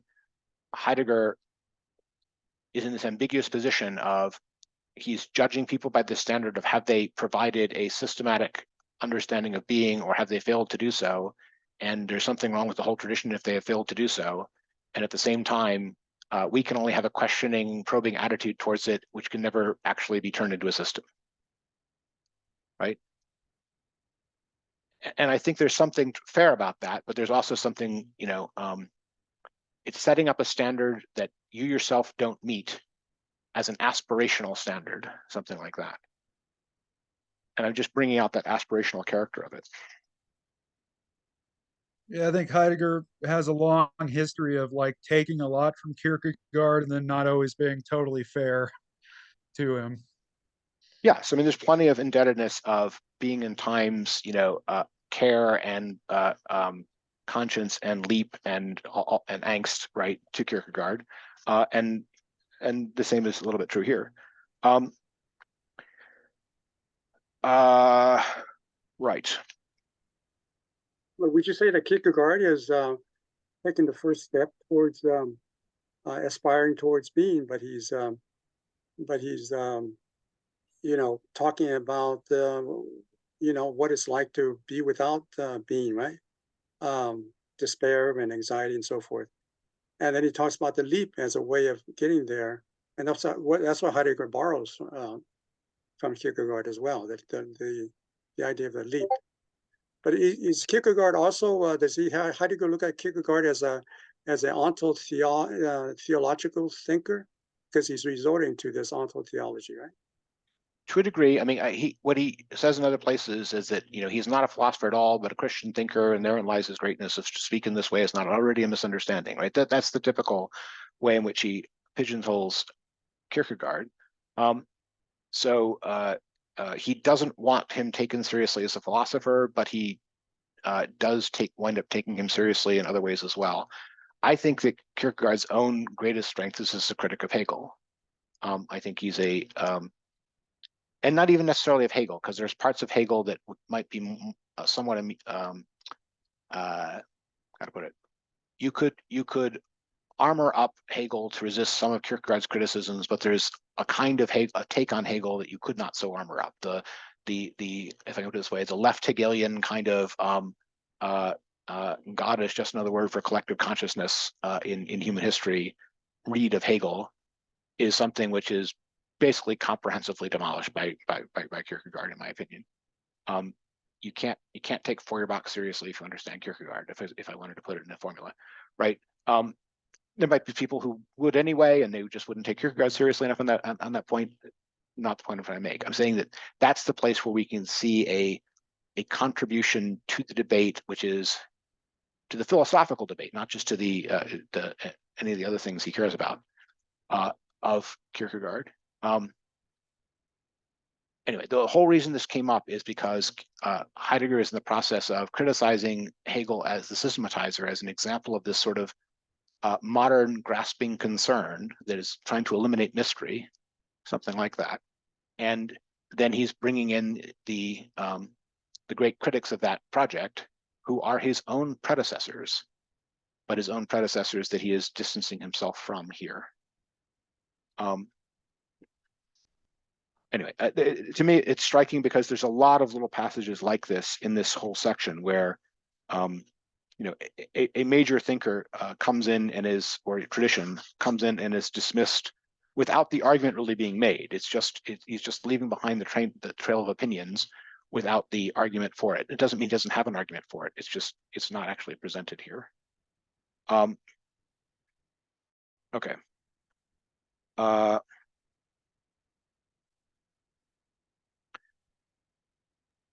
Why does this? quick question on that. General question. Where does Heidegger take down Husserl? Because Husserl seems to be his most dependent person that he worked from. Yeah, I mean, I think from his point of view, already in Being in Time, he was doing that because he thought that Heidegger thought that Husserl vastly overemphasized the importance of the theoretical attitude and the merely receptive nature of the mind, and didn't pay nearly enough attention to all of this pragmatic and mood-based, embodied-based nature of mind. and because of that, he thinks Husserl, stopped short of all of the stuff Heidegger thinks he pushed through to in Being in Time. So Being in Time is in a way meant to be a critique of Husserl, right? Why did not Husserl go this far with phenomenology? Heidegger says that's where phenomenology actually leads. And if Husserl didn't go there, it's because he was too mired in his positivist past, something like that. So I mean, I read Being in Time as being, a significant critique of Husserl in that regard. And I don't think he rehabilitates his understanding of Husserl later. Husserl himself thought that Heidegger was going to places that Husserl did not want to go because he thought they were too sharp a break from the Enlightenment tradition, something like that. And he wasn't nearly positive enough about, something like European science. But that's, the disagreement between them from each of their points of view. But yes, he's very much dependent on Husserl as well as people as Nietzsche and Kierkegaard. Okay, there was a point on 211 where he says something like, the Enlightenment obscures the essential origin of thinking. And then a little bit later, he'll say that the Greeks essentially prepared the development of thinking in the sense of forming conceptual ideas, which is basically saying what led to logic and the modern thinking that is supposedly obscured the origin of thinking. This is another example of the same issue, right? The moderns are hiding the origins of thinking as they were in the Greeks, but at the same time, the Greeks in their development through Plato and Aristotle and towards something like a correspondence theory of truth and founding of logic are already preparing all of those developments. So on the one hand, the Greeks are where you find pristine thinking, and on the other hand, they're the people who prepared the distortion. And simultaneously, the moderns are, what closes off access to the truth in the Greeks and are simply the next step in an inheritance that Aristotle gave them. Now, both these things cannot be true at once, right? What can be true is that, rhetorically speaking, blockers to taking the earlier thinkers seriously should be removed, right? If people think they don't need to take the Greeks seriously because they think they're completely superseded, then that has to be gotten out of the way. And that's a way in which enlightenment can obscure the essential origin of thinking. If people post-enlightenment think that the enlightenment solved everything and there's no reason to go back to the origin of thinking, then yes, they will miss the origin of thinking and even the nature of thinking because of a presumption that they don't have to look at it again because it was all settled by Galileo and Descartes and so forth. So I can see pedagogical reasons for making these different claims, to put it that way, but they don't sit on top of each other easily. Okay. So we see a little bit of this later of to what degree are the Greeks a proper paradigm of thinking here, and to what degree are they the origin of the place where the origin of a metaphysics that itself is fundamentally a distortion. And we'll get some of this in our next book where we talk about, he'll talk about the first beginning and conceptual thinking and the idea of there being something which can be revisited and done again differently at the level of the terrain that the Greeks founded, something like that. But to even have that idea, you have to have a deep appreciation for that terrain and that level of understanding. Okay. There's a meta point about this, which is that for all of these things, you cannot just rely on the fact that Heidegger has an aside about them, which records this or that opinion about them. You have to go to the actual things themselves, the issues they confronted, and redo the confrontation yourself, right? There's no substitute for that. And I think Heidegger himself shows that in what he actually does in the course of his intellectual life, right? He doesn't just, and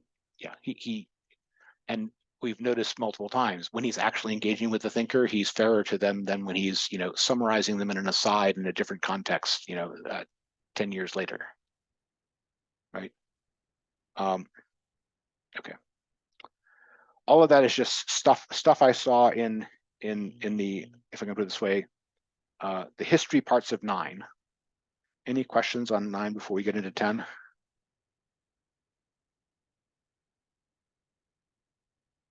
Okay. So in 10, we finally get to the actual eon M&A, and first just on the eon. And the first thing you notice is that this eon is the archaic form. It's eon, not on. Anyone pay any attention to this part of it? Yeah, I was wondering about that. Yeah, because you usually you see it just as on, and Yes. I picked up on that as well. So one way to think about it is on is the suffix. It's not the whole word. It's the thing you put at the end of a Greek word to say a thing that, right? A proton is a first thing. An electron is an electric thing. A neutron is a neutral thing, right? And an on is just the thing that. The eon is the thing that is, and the E is be. The E is. So the reason it got shortened is the thing which only is just the thing that with a leading hyphen, right? It's like it got shortened by the act itself being dropped. But originally that little E is the same as RB, and it's the same Indo-European root of is, right? It's the act of being, the act that the being performs when it is. And the on suffix is just put onto it to turn it into a noun, right? You're turning the verb into a noun by saying that thing which does X, where here the X is be. So being, we almost do the same thing in English, where we put an ing at the end of a B, they put an on at the end of an E, and they get the instantiated thing that is. We get the instantiated thing that bees, the being, right? So it's a very similar grammatical construction, so to speak. But it's quite interesting that the part which had the being act in it is precisely what got dropped, right? The later forms drop it. I also want to just cover an English speaker may hear things in that eon that aren't there, and I want to make sure that we guard against that. That eon is not our eon as in ages and ages. Eon as in ages and ages is also a Greek word, but it uses I diphthong, on, rather than the E. And that AI is basically eternal. So aeon is eternal thing that doesn't end in time. But both eon as thing which is and aeon as eternal thing are both constructions of this same grammatical form. They're putting an on, make it into a noun substantive on top of a very short single vowel sound, action performed, where one of those actions performed is, and the other one is never end, the eternal, privative of ending. Okay, and there may be ways in which those things are parallel to one another. There's some notion of persistence in being itself, which may, have something to do with that. But the two words eon in English and eon in Greek they're both Greek words, but they're different Greek words. The Greek word that became English eon is ion with A-I-O-N. Okay. Heidegger likes doing other analogies where he looks up other meanings of words, and he shows that there's meanings in logos like letting lie before or gathering.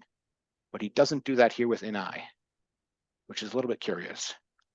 He gets to the para and uk versions of it later, but the ni is also the words that the Greeks would use for something being alive, existent in the sense of alive, and that's sort of not brought out here. But anyway, the just on the word itself, there's this. There's already this structure inside of it, even the shortest word. The reason why the leading E could be dropped is because the eon form already has a structure, no matter how small it is. All right, that covers the word itself, unless there's more questions about it. I want to get to the examples of the start of 10. When I say the start of 10, I mean before he even gets to the first quotation, he talks about we can always point out directly with all kinds of similar indications what the word being means, and we point to instances of beings, he says. And down to the end of the paragraph, where human beings do not first need a special summons to legen and knowen, nor do they know anything about it. He's trying to say that these things simply automatically happen. It's automatically the case that if a human being is there, then what is let lie before him and is taken to heart. He's going to have some disagreement with this, but did you follow any of that discussion, and do you see anything anomalous in that discussion? Anyone know what I'm talking about? Page 216 to 217. The end of the first paragraph, we were able to point out directly by all kinds of simple indications what the word being means. We point to the mountains, the sea, the forest, the horse, the ship, the sky, God, the contest, the people's assembly, and those indications are correct. And then 216 a little lower down, mortal men perceive automatically and constantly what lies before them. As they move on the land, they observe the mountains. As they sail the sea, they observe the signs in the sky and are attentive to the signs given by God. They observe each other in the contests. They watch each other in the feasts and the popular assembly. The letting lie before us and the observing of the eon happen by themselves simply because such living beings as men exist. Who sees a problem with these two passages?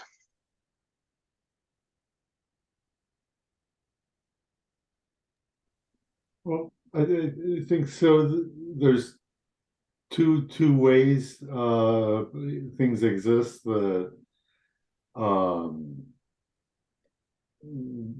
is that they exist as feces, a presence for us, and then the other way is that they do it through letting lie before and taking to heart.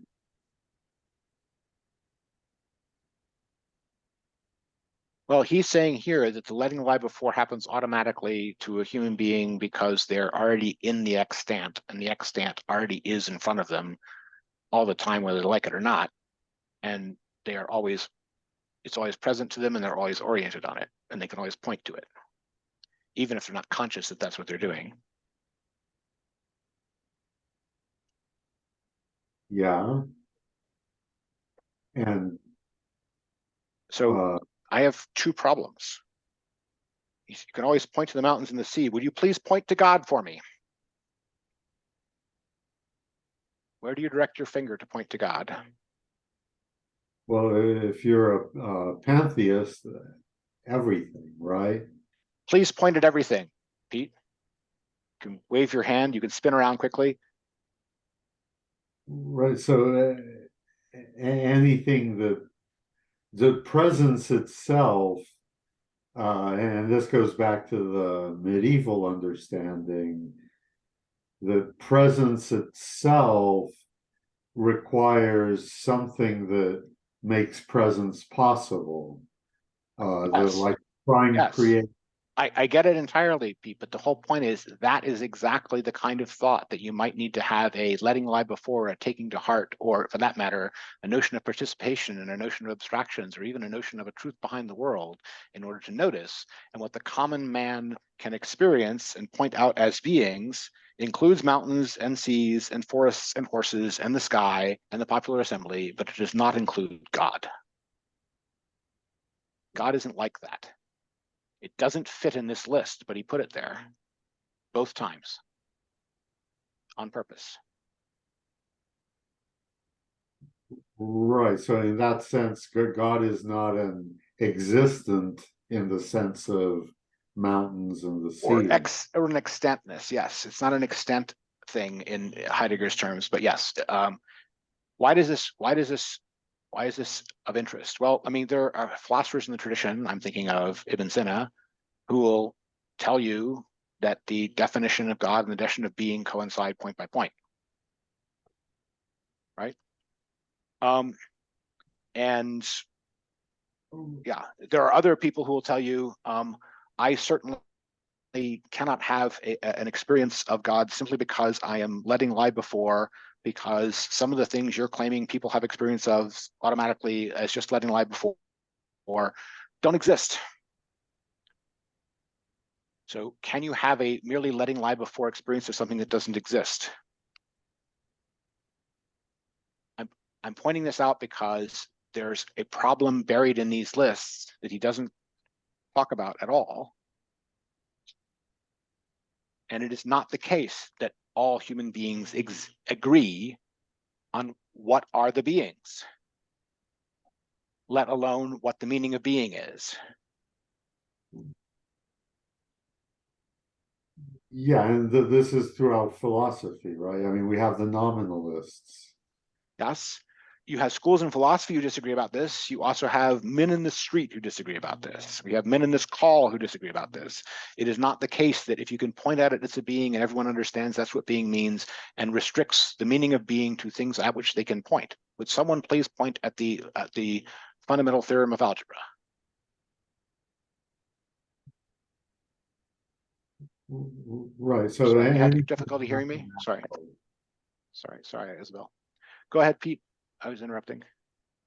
So you know, anything mathematical you can't point at. I mean, well, what's, you know, principles of mathematics? You can't point at those. Correct. The things you can point at are material particulars that have location in space. And that's pretty much it. And there is a person in the tradition who has that notion of being, and it's Aristotle.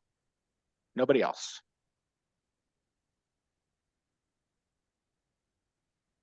There may even be exceptions in Aristotle. I don't think he thinks you could point at thought thinking itself. But why am I bringing up all these points? This is almost meant to be an aside about how everyone always already understands being, but it doesn't prove what it purports to prove.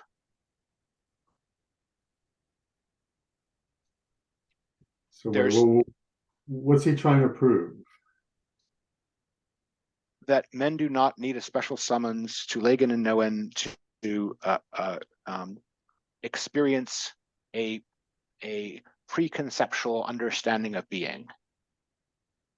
Right, because we can experience the things in front of us as physis, but the letting lie, taking to heart. I'm saying what I'm trying to say is the extent of the domain of being is a subject of ordinary, pre-theoretical dispute among human beings. It is not something on which they all agree. Yes.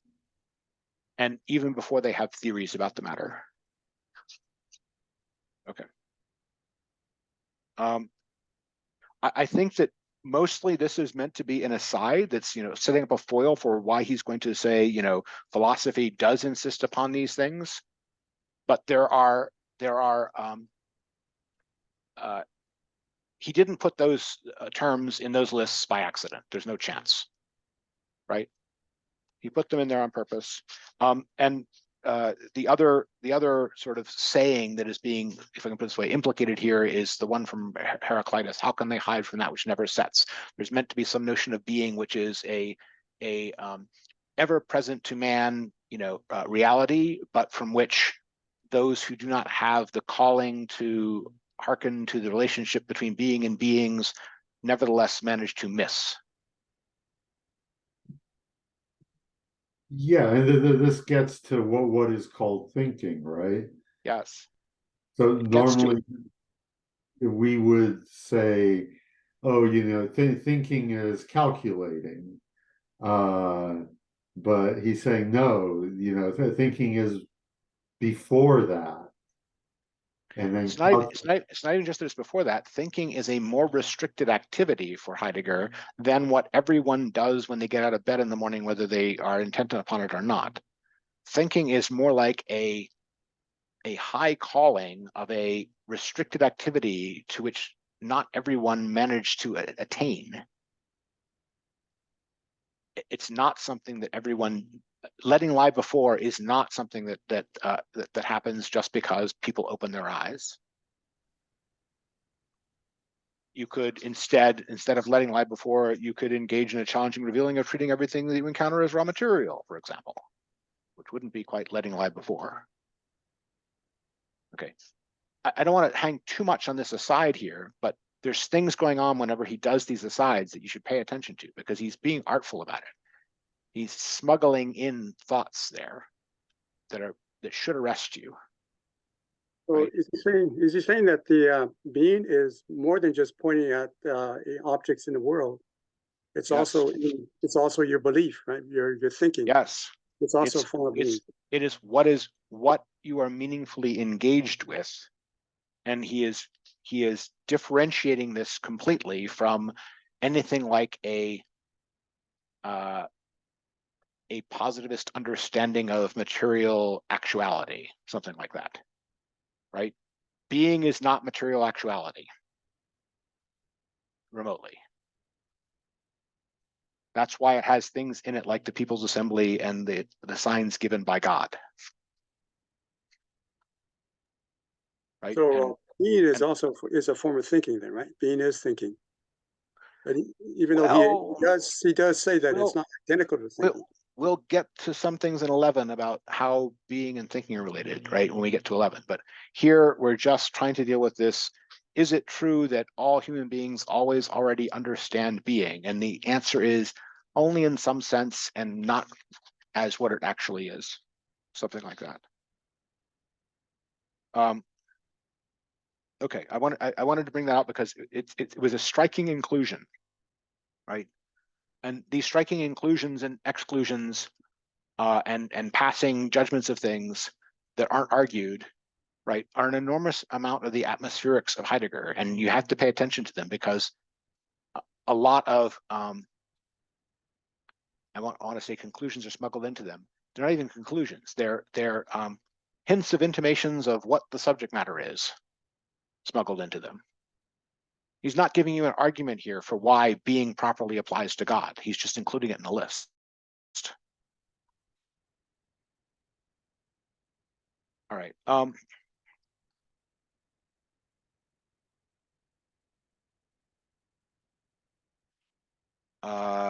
Blossoming. All right. Sorry, I wanted to give one other thing. I mentioned the eon part. We didn't talk about the translation of M&A. We'll get there in a bit, but being is the to be. It's an infinitive form. It's an archaic form of the infinitive. But just from lexicon kind of work. Later understanding will use M&A. Even when it would use for to be, it would use NA. It will use M&A to say what? The answer is persistence, something like that. So later Attic usage will say EINAI whenever it wants to say to be, and wouldn't use this archaic form you find in Homer, but it would still use that archaic word you find in Homer, but it would use it to mean something like persistence. And this may matter for some of what Heidegger is saying about presence later, but it also says something about how the infinitive form of to be can have the meaning of to be always. That's not something Heidegger himself is going to bring out, but it is there in Greek. Sorry, I'm going through my notes and it's just something I missed. Okay. We want to get to this participation business and the primitive of which participation, the primitive of participle, right? The two ways in which the thing is, and this is the stuff that Isabel was particularly taken with, right? The notion of the being as both the item designated by it, like the blossoming tree, and the thing that the being is doing when it's a being and it's doing its being thing. It's doing the be thing. It's doing the blossoming. Blossoming is happening. And I think he gives he gives a formula of it, which almost repeats the same word 4 times. It's like the sign signing the sign. I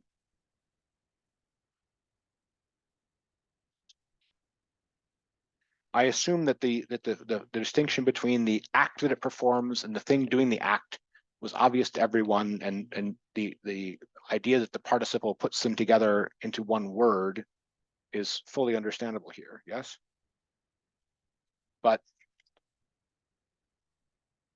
what's the question? The question is this particular to being? Because we do it with blossoming. We gave an example of it with blossoming. So if we do it with blossoming, where is this twofold actually? To Christian's point, right? Is this a fact about language? Is this a fact about verbs? Is this a fact about being? What is this a fact about? Is it a fact about thought? Is this a fact about abstraction? What is the twofoldness of things that they can have the thing which is performing the act and the act that they're performing, and that both can be designated in the same way by the same term ambiguously?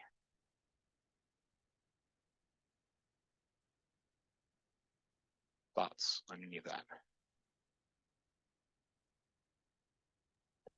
So I think part of the challenge here is with English, in the being can be a participle or it can be the infinitive. Yes. Right. But in Greek and German, they're different. They're different in the sense that they are different inflections of the same word group, whatever.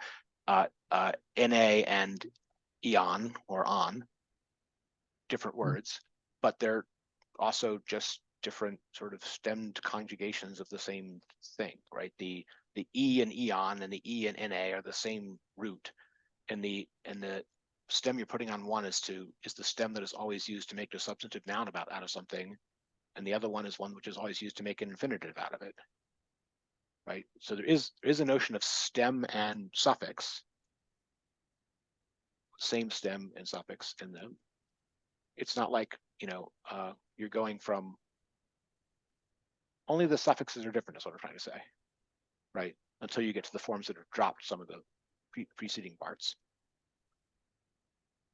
So it's a question of, is a word the whole thing, or is the word the stem before you put the suffix on it that gives it its particular inflection? And often grammars will treat those as the same word, and they'll give you all of its forms, just under one heading.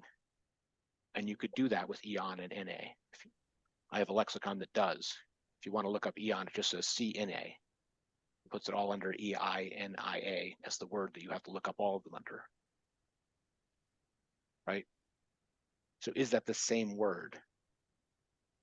in some sense, yes, in some sense, no. But is this only a fact about words that only happen with being?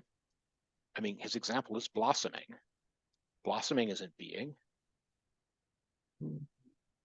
Right. So as you could say, the blossom is blossoming, and you could say the being, the entity is. Yeah, but And he's trying to say something like you can refer to the blossoming tree by saying, you know, the blossoming one or the blossoming thing, right? And you're pointing at the tree and you're saying the blossoming thing. That's what I mean. And by the blossoming thing, you could be pointing at the tree, of which you're using the fact that it is blossoming as its designating name to carve it out from all the things around which are not blossoming. Or you can refer to the thing which that tree is doing right now that it wasn't doing last month and won't be doing 2 months from now, which is blossom, right? So the fact that there are things that perform acts and that we designate by the acts that they are performing seems to be the only actual requirement here. It's not rooted in something as fundamental as an ontological difference that only applies to being. It's enough that the thing both can be designated and has an act.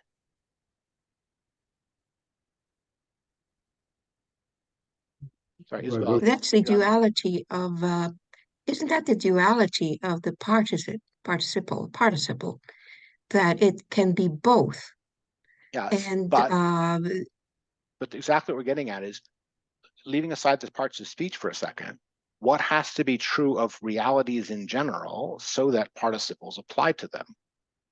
because reality in general have inherent the duality. That's exactly what we're getting at. Which duality is it that realities inherently have?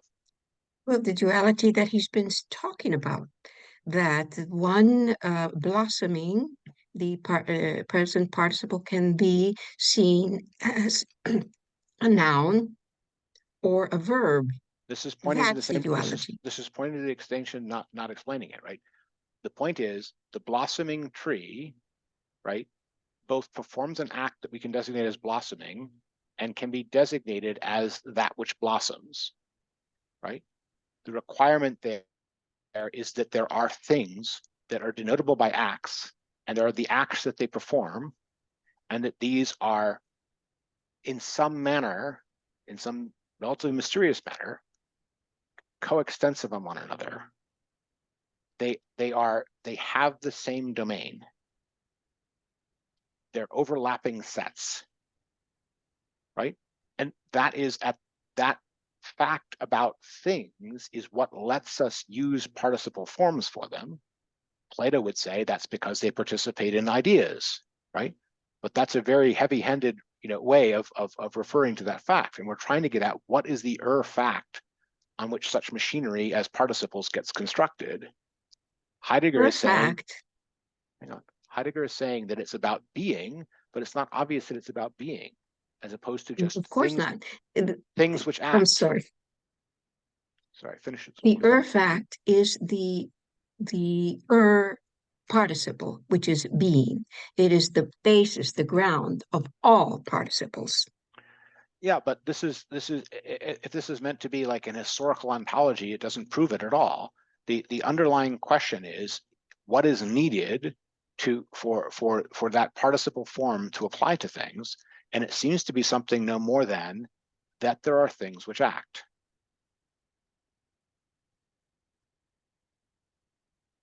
No, I think that there are things that stem from the duplicity, that are the use, as I understand Heidegger, the use of the participle is not because the participle itself has this dual meaning, but rather that it obviously designates.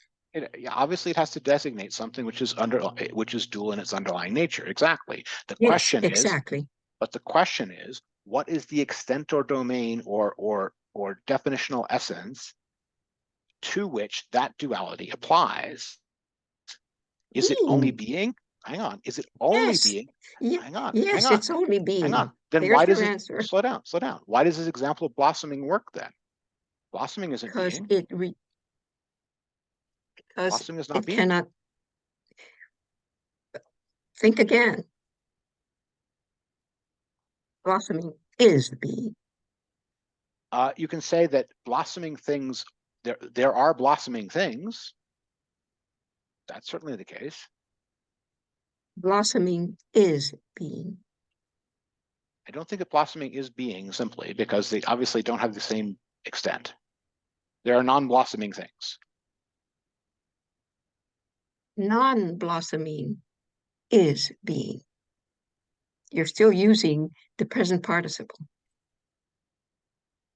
You're saying in the cupola, yeah. So I don't think it's that simple because you don't need to use the being as the verb that any of the things is doing. Any verb will do, is my point. The running man runs doesn't need to use is. It's enough to use run. No, I disagree. Also, I would not be so hasty. Things are not simple. Jason, things are that simple.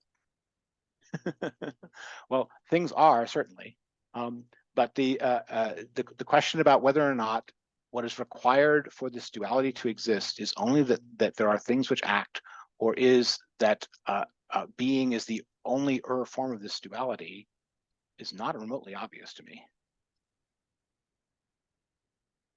Well, let's read on. Maybe. No, this is not a read on question because we're not asking what Heidegger thinks about this. We're asking what is true about this. It's not a question about Heidegger thinks. It's a question what we think, right? And I'm asking for other people's opinion on it.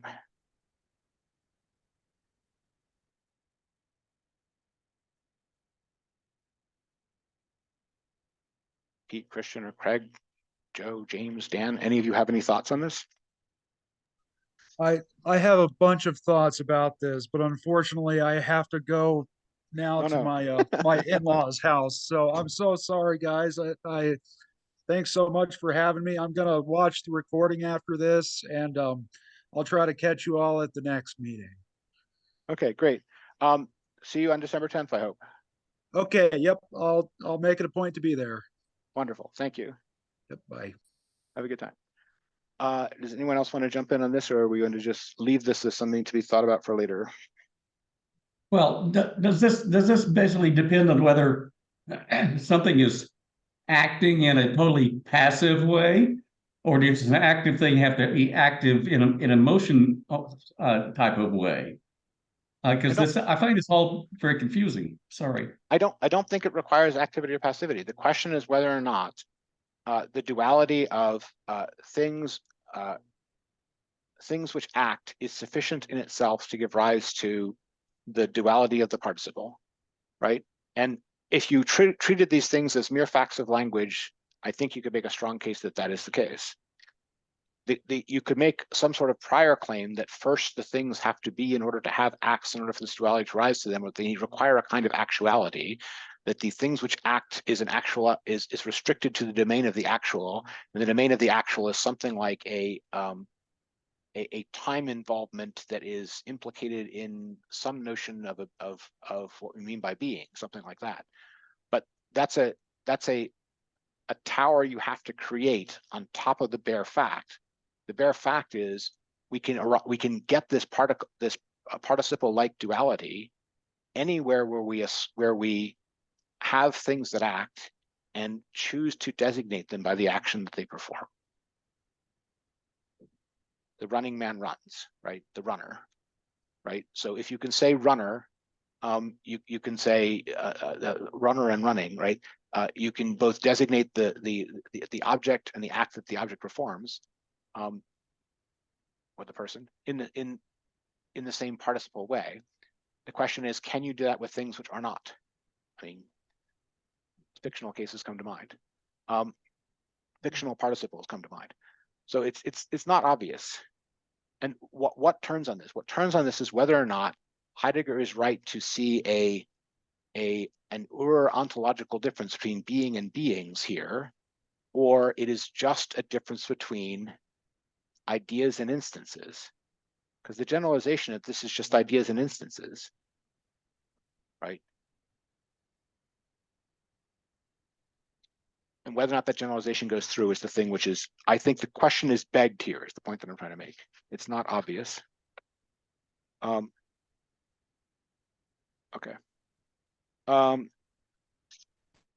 I don't know if there's more to say on, sorry, there is definitely more to say on the participle thing, but maybe not our opinions about it.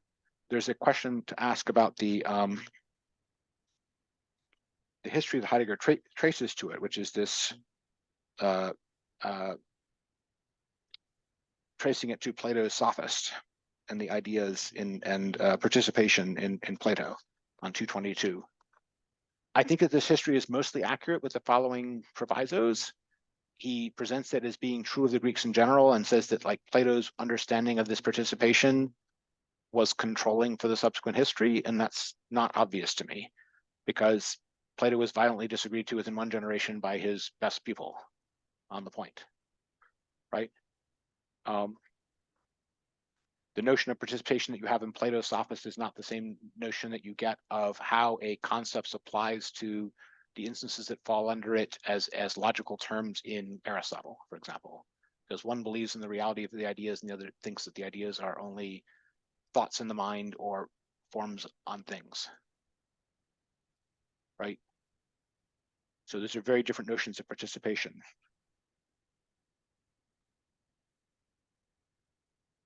Right, when he says that this participation of the one, the being, and the other, the being, already presupposes the duality of being and beings does exist. I agree with that.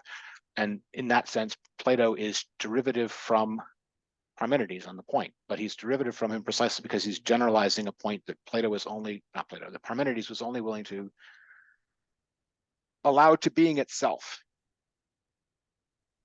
And then he goes immediately to Aristotle's totion question without noticing the fact that the Aristotle he's going to is violently disagreeing from the Plato he just came from on exactly the point of participation.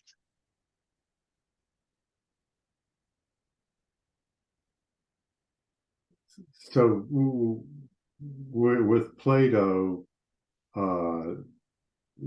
things in front before us participate with their forms. Yes, and participate in the specific sense, means part of, it's the can be seen as part of a whole, right? It can be seen as an instance or part of a whole. There's something that supervenes over all of the instances. And in Plato, that's an actual supervening. It's not about our terms for them, right? There's some actual essence supervening over them that is exactly parallel to the way in which Parmenides understands being to supervene over beings, something like that.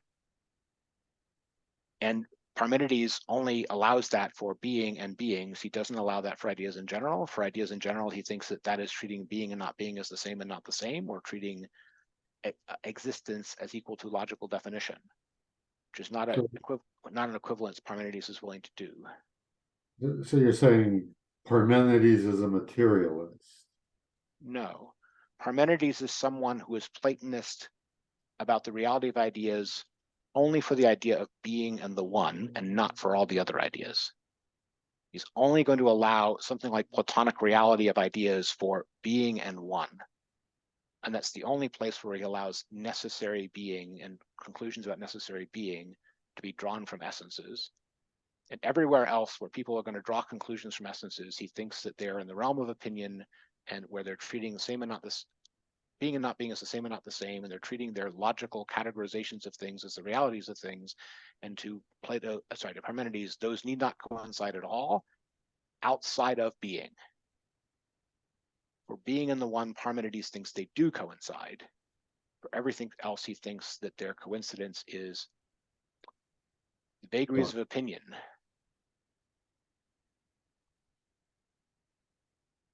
Right, and then Aristotle goes back to it's just the being in front of us. Aristotle is basically saying the only place where part in the participation sense properly applies is matter and material particulars. He's a substance thinker. He thinks that you can have the sense of part as participation of only when you have part in the sense of material part. and that all the other versions of participation are not really part operations, they're just abstractions. They exist only in minds. The kind of participation which is real for Aristotle is limited to the formal shapes of material particulars. They're material particulars because they're actual parts of matter, but the one thing that is divided in that formal way is matter.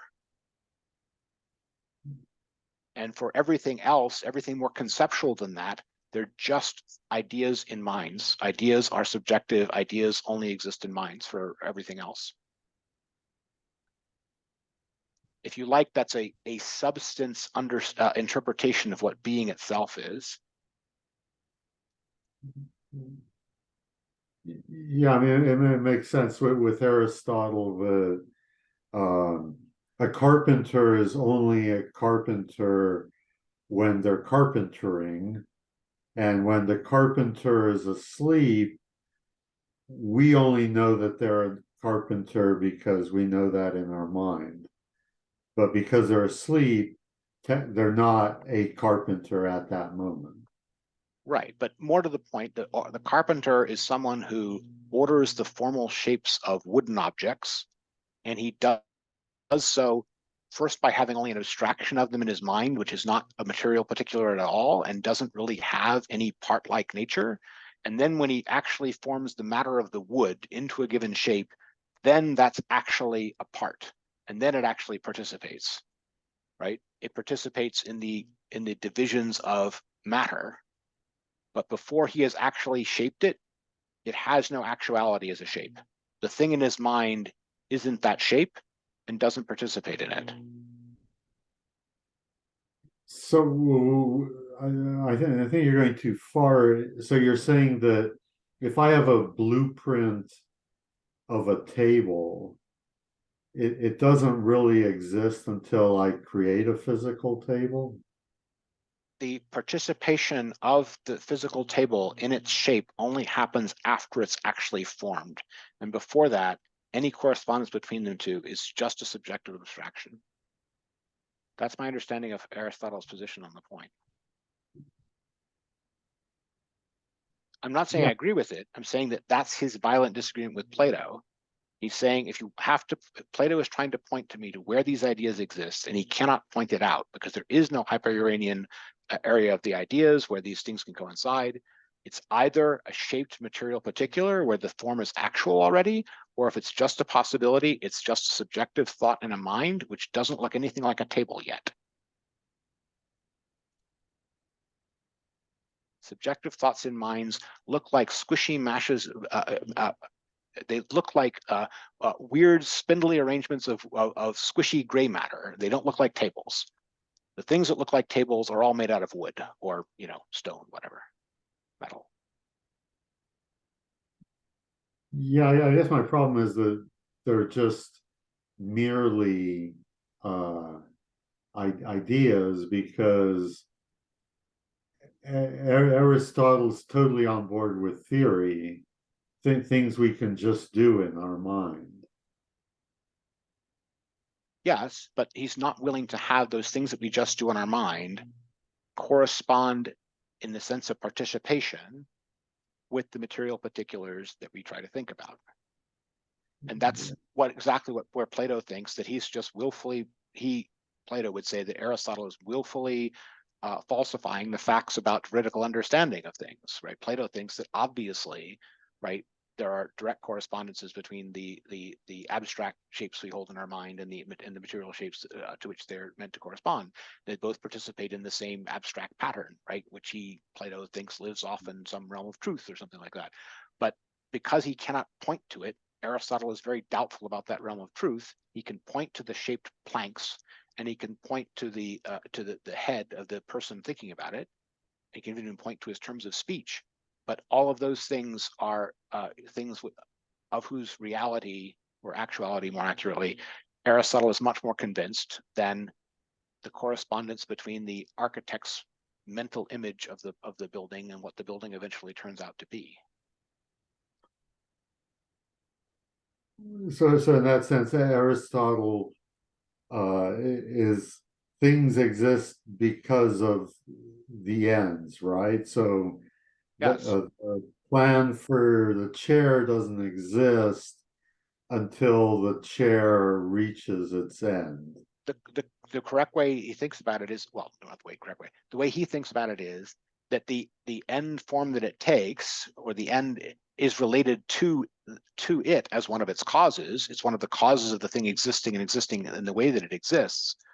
But that causal relationship to it doesn't mean that that thing exists independent of the thing of which it is one of the causes. It doesn't. Right. So yeah. So Aristotle doesn't believe in Plato's Right. form exists. Right. And how does this relate back to our, things that are doing acts business? The answer is that Aristotle thinks that the things doing the acts are actual and actually exist, and the acts that they're doing are our conceptual abstractions about them. They're not actually in the things, they're in our minds. He's willing to let those be completely subjective. The running that all running men are doing isn't a real thing. It's a word and a subjective concept that is used roughly, or crudely, I mean, by numbers of human beings that speak English, something like that. And you can see how that can eventually be pushed in a very nominalist direction, and even eventually in a very Nietzschean direction, where those things are all just done by human beings for their purposes. And abstract truth can disappear if you take that far enough. Aristotle is not that far down that road, but he's taken the first step onto that road of rejecting the reality of the items to which those ideas refer.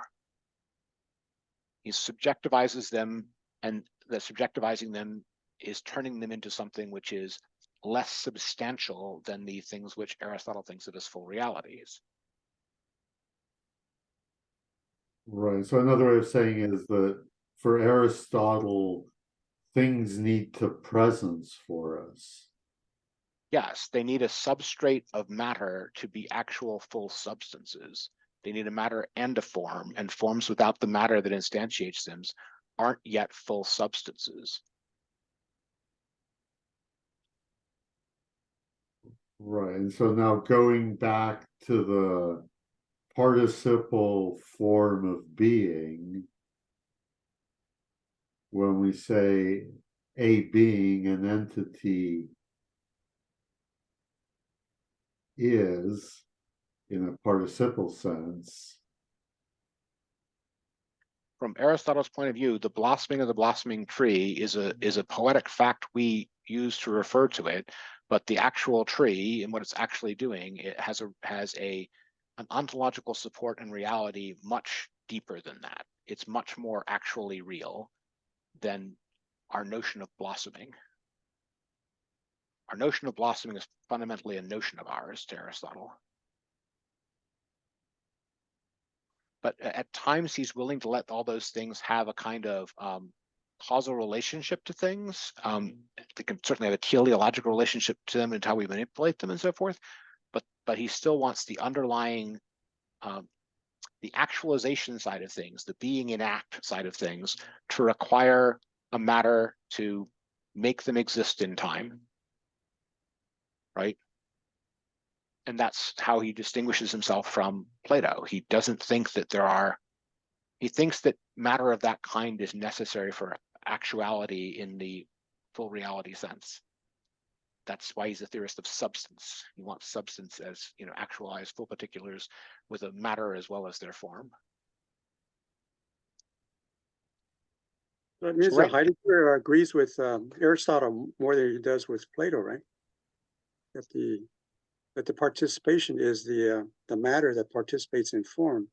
Form participates in matter, along with the other. Heidegger is not nearly as much a materialist on the point, right? Heidegger is saying that there is that a participation in being is the necessary prior for these other forms of participation, that they have to be for these other forms of particleness, whatever, to be real. But he's not restricting that being to materiality in any Aristotelian sense. In another sense, he's, well, this is taken a little far afield, but he's in some ways more individualizing even than Aristotle. Aristotle wants there to be only things which are subdivisions of matter, and Heidegger wants there to be events which are one way once, right? That have this historical uniqueness of the single event. When he says that the one side of the duality is abstract, the other side is concrete. Is that more in line with with both of them?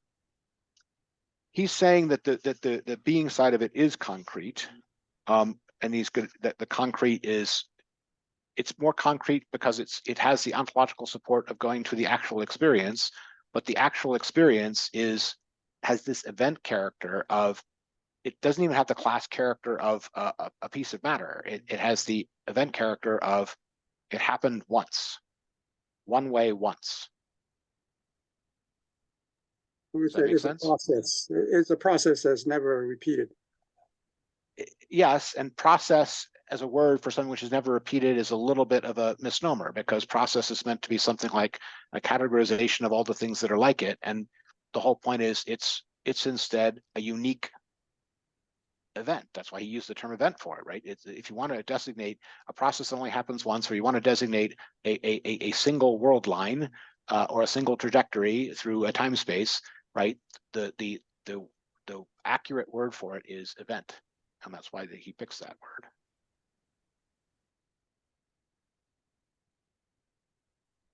I think this is helpful, and we're probing some of the basic differences in ontology of different philosophies with these things, but I want to point out that these questions about where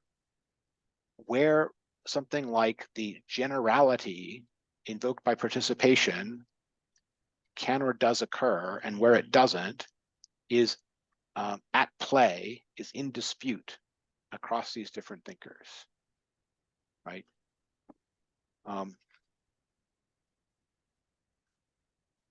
Okay.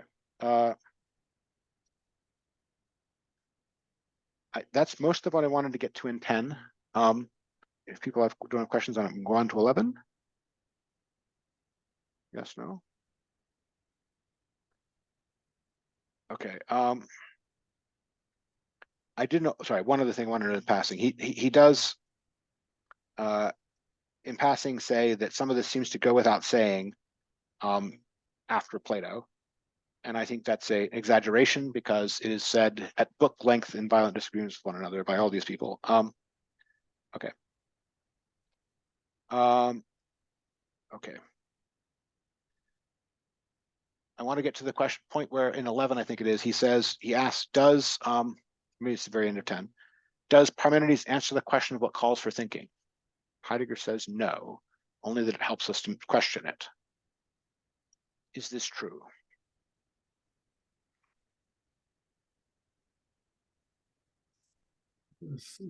So does Parmenides ask what calls for Neuin? It's not even just ask. He's asking whether or not our examination of Parmenides' saying has answered for us the question of what calls for thinking. And then Heidegger says, no, it only helps us to question it. So the question is, has the examination up to now already given us an answer to what calls for thinking? And Heidegger is going to answer that question humbly in the negative. He doesn't think he's shown what calls for thinking yet. I think that this answer may be doubted, right?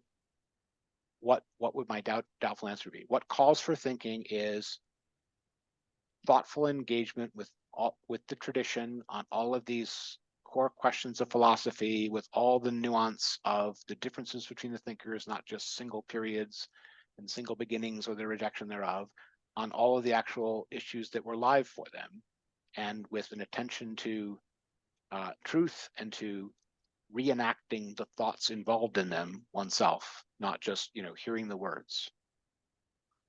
That's what calls for thinking. And so in that sense, that doesn't Parmenides' poem call for thinking? Yes. Parmenides' poem calls for thinking. Heraclitus' sayings call for thinking. Plato's Parmenides and Plato's Sophists call for thinking. Aristotle's physics and metaphysics call for thinking. So do a lot of other things after, not just in the Greeks, not just in the first beginning. Nietzsche. And Nietzsche calls for thinking. Kierkegaard calls for thinking. Hegel calls for thinking. Yeah. And to me, I'm not saying that this is Heidegger's answer to the question. I'm saying I think by that point I've already arrived at something like an answer to the question for myself. Is this standard this fourth sense of what is called thinking? Yes, that's what I'm saying. Yeah. I also think that he has given us a definition of what thinking is, and it's one that I think a Platonist can entirely agree with. And he does it right before he gives his leap. I'm looking at page 233. Whatever has been seen can be demonstrated only by being seen and seen again. What has been seen can never be proved by adducing reasons and counter reasons. Such a procedure overlooks what is decisive, the looking. If what is seen is put in words, its mention by name can never compel the seeing look. At best, it can offer a token of what a seeing look renewed again and again would presumably show more clearly. I put it to you, he has defined thinking there as the seeing look, knowing. And he has said that the enunciated word can at best call forth the possibility of re-experiencing the seeing look. The seeing look that takes into thankful memory in his earlier terms is what thinking is. And the articulate speech is at most a summoning spell for the experience that that can get you to go look again. But the decisive thing is the looking again. It's the looking. And Heidegger knows it. Heidegger knows that the looking is what is decisive. I guess my pushback would be then blind people can't think. If the looking were with the eyes, then that would be a cogent argument. But the reality is the looking is with the mind. And people who are blind in their minds, yes, it's true. People who are blind in their minds can't look. If you can't look, if you can only see the words on the page, you will never to all eternity know what they're referring to. You have to be able to look with your mind. That's what thinking is. It's looking for yourself with the mind, the thing which is decisive, the looking, and that's the demonstration. The only demonstration is to see it again yourself. It can never be proved by adducing reasons and counter reasons. Even in intrusive mathematics that we call proved, the decisive thing is the looking. The decisive thing is seeing that step follows, is mentally seeing the thing that is being referred to. Even proof does not work without this. That's my claim. And I claim that that is close to being a definition of the thinking he's been looking for.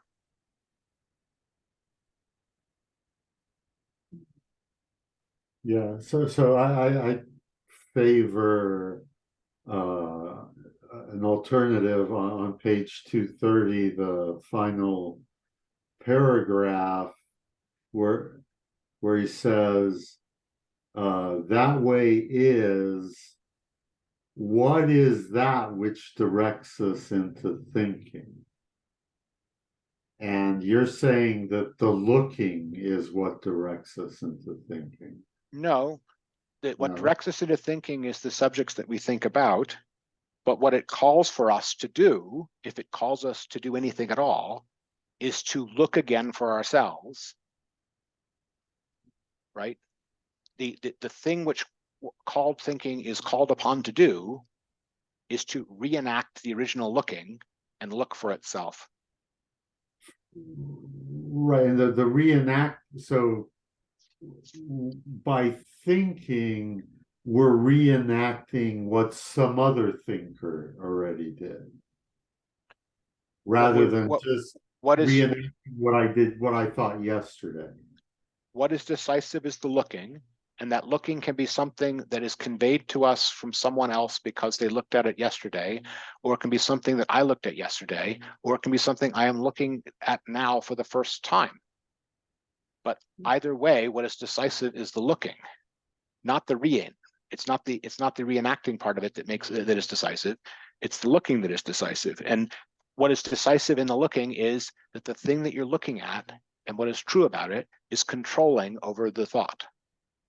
Not its past, not its origins, not its meaning in history, right? What is controlling is the thing that you're looking at, and enacting that look is what is decisive in, anything like not just a leap of vision, not just an interpretation, but thinking. But is that also a disclosure of being? One hopes. One hopes. Right. So it's actually thinking. Okay, so thinking is Thinking wants to be the finding out of what is. It doesn't mean it always is, but that's what it wants to be. Is that fair?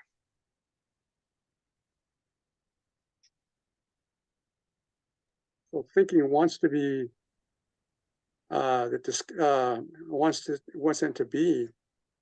wants the disclosure of being.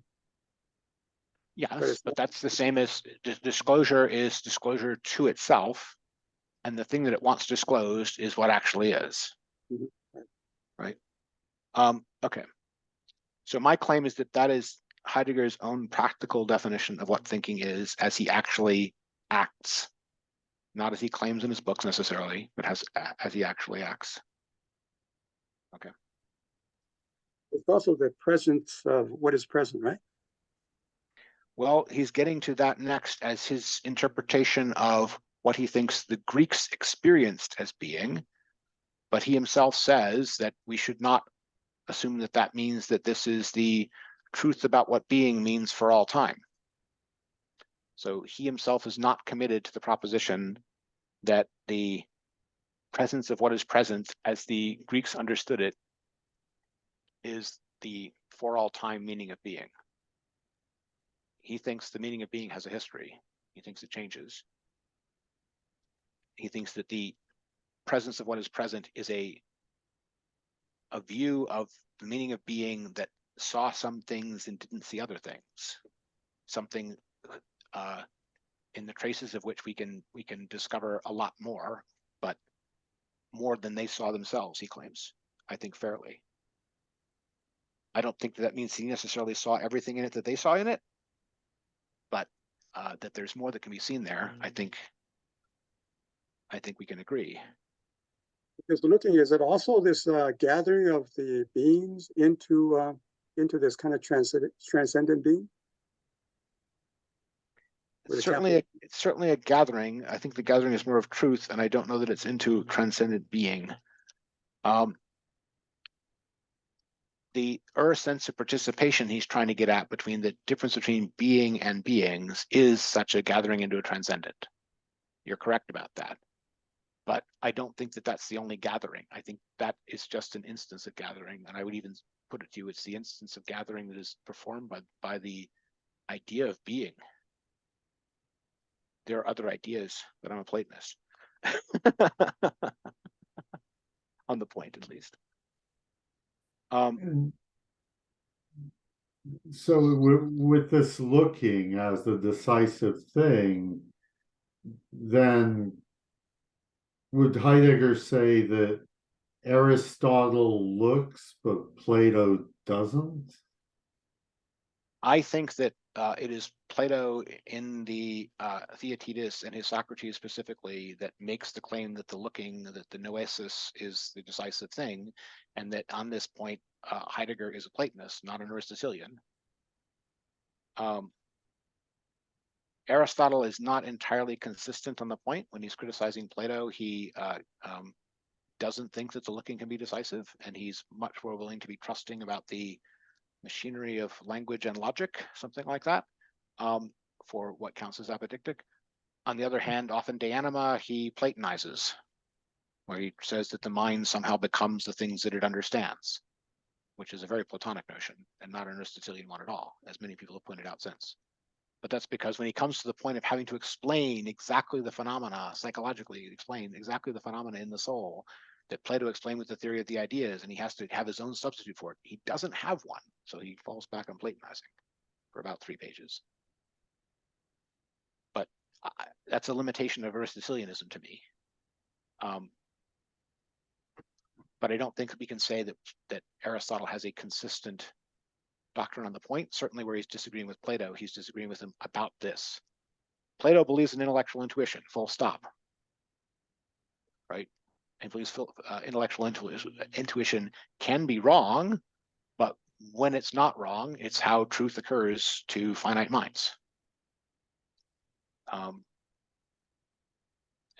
call that a theory, but it's at least it's trying to explain something that he claims actually occurs, and lots of other people are trying to explain it away.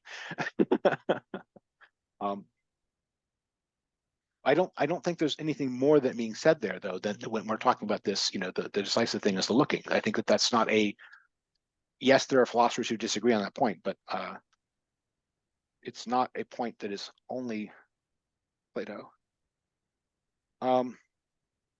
This particular doctrine there is there such a thing as radical intellectual intuition? That's the subject. Okay, I want to talk about the presence business and the arising appearing business. So this is all often in 11 or other. And he is appealing here to something like the background notion of physis in Greek thought, and to unconcealment as the way in which truth is experienced. None of this, I think it's fair to say, none of this is directly present in Parmenides' poem. All of this is being read in afterwards. This is his leap in interpretation, where he's going to tell you what he thinks the Greeks experienced by being, or experienced as being.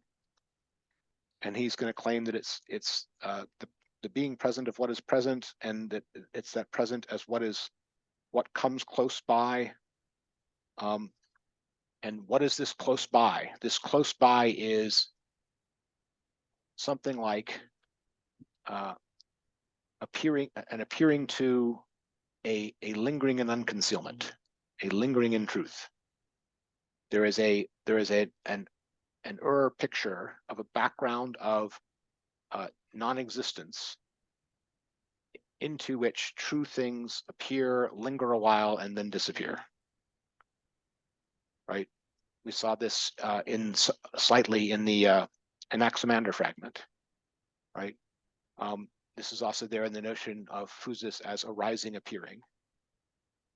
It's there in the notion of truth as aletheia, as unconcealment, as absence of the lethe, absence of the forgetting, unoblivion. And his understanding of this is, I'm going to put it this way, mythico-poetic, but I don't think inaccurate for that. It says the Greeks experienced such duration as a luminous appearance in the sense of illumined, radiating self-manifestation. Right? It is that rest in truth for a while. Right? And that's what he thinks being means to the Greeks.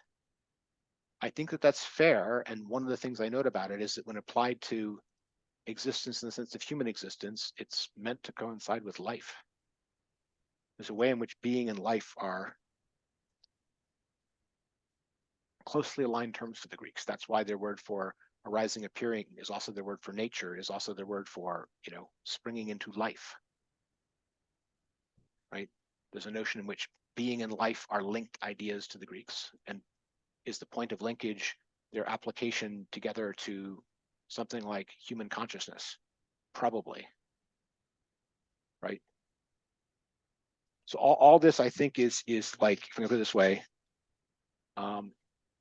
accurate diagnosis of a mythopoetic background and intimations of things that can be detected behind the Greek philosophers themselves, even when they're not talking about it directly. Right? Why does this matter? the whole point of 11 is he gives this giant build up to, I'm going to smuggle off my interpretation into the last two words. And I'm not going to give you any argument for it. I'm just going to leap into the interpretation of it. And the question is, can that leap into that interpretation of it reveal something about this saying of Parmenides and about what Greeks thought as a whole as a result? And this is his attempt to do that, right? It can look forced because none of the terms he's using here are things that are being said directly by Parmenides in the poem, right? Parmenides is not thematically talking about Aletheia in this sense, but he's writing a poem which is about a goddess of truth whose name is Aletheia, right? And the being that he's talking about seems to have the characteristics of enduring presence, something like that. But when I say seems to have the characteristics of, it's us reading that in from outside. It's not what Parmenides is directly trying to talk about. The things Parmenides is directly trying to talk about, Heidegger is almost avoiding, he's certainly ignoring in this interpretation. Okay. What do you make of this interpretation? I want to get other people their reactions, chances to react to this idea that this enduring presence, the presence of what is present as the meaning of being to the Greeks, and the way that fits into their notions of nature and truth. Is this a convincing interpretation, and does it I think it's fair to say that it doesn't disclose the specific meaning of the specific passage in Parmenides, but it's almost the reverse that's being done here, right? He's trying to use the way the philosophers talk about some of these things, regardless of what they're trying to talk about, to reveal something that they're not talking about. It's meant to be an unthought that's being discovered here. What do people think of any of this?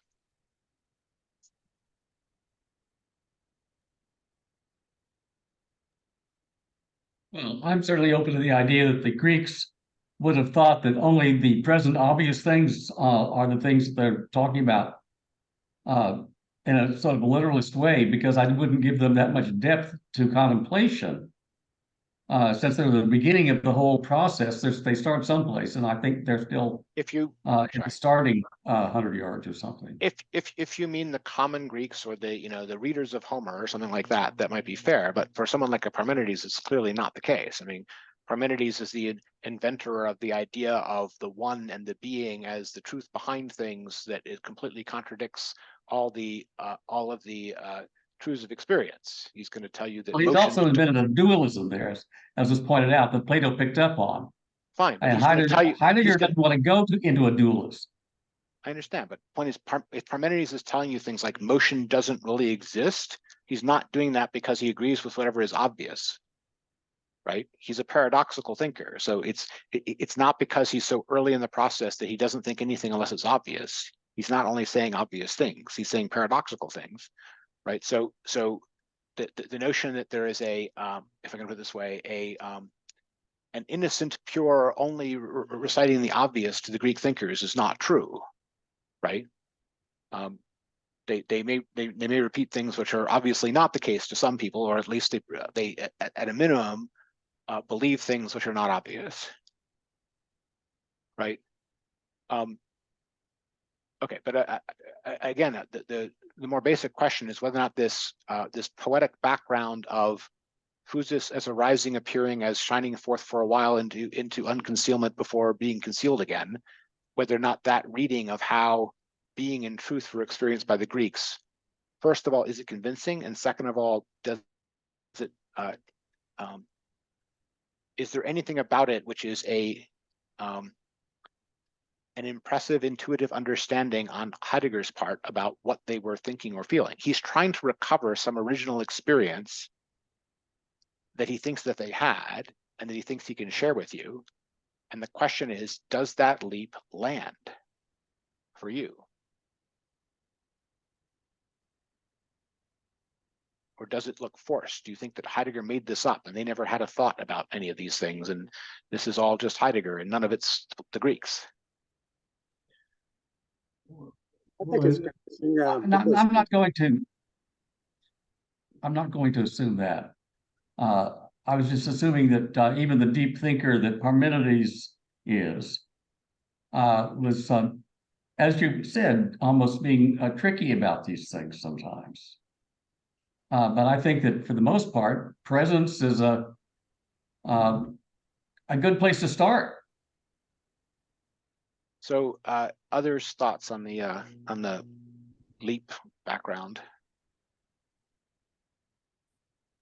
Well, Isabel? I find it convincing. Sorry, Pete, go ahead. No, go ahead. I was just going to say that it seems consistent with what the pre-Socratics are saying. The presencing and you know, in Heidegger's terms, it's like later we have other understandings like correspondence, you know, truth is correspondence.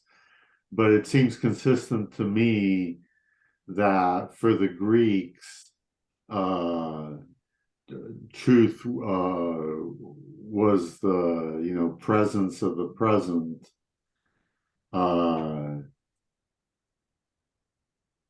Yeah, I'll leave it at that. I mean, I get it, but I don't know that it's simply a presence. I'm thinking of what am I thinking of? The way in which relation to time mattered to Parmenides and Plato and the Neoplatonists, for example, right? Plato could understand something like truth as this arising appearing business, absolutely, and this lingering business, absolutely. But he also could have all kinds of notions about being more eternal than appearance, right? The way in which time was involved in these things was something they definitely thought about, but they were much less focused on simply present in the sense of the temporal mode of presence as opposed to past or future. Among those philosophers, I mean, I'm not saying the average, you know, I'm not saying Homer or the average poet or even Heraclitus. The temporary lingering does seem to be there in the poets. It seems to be there in the tragic poets as well as Homer, and it definitely seems to be there in Heraclitus. But Parmenides and Plato seem to be trying to get at something which is yes, lasting, yes, perduring, yes, has this notion of enduring present more, but to the point of eternal, right? Right, and so that seems to be Parmenides' point, that there is no change. That at least for the most knowable, rational, essential, and necessary truths, they are true with so much necessity that because their necessity cannot change, they cannot change. Right. And so, you know, humans notice change. Yes. But that's, you know, because they have the non-permanent opinion. Yes, because they are mortals and they are on the way of mortals, and they are concerned with the passing of the things in their lives. They are focused on the impermanent and they move about in the realm of opinion. But that is a mortal condition, and it is not the condition of truth as such for Parmenides. And for Plato, I think that that's similar. Obviously, Plato is inclined to take from Parmenides the idea that everything which is eternal has a note of divine about it, and vice versa, and everything that has a note of the passing has a note of the mortal about it.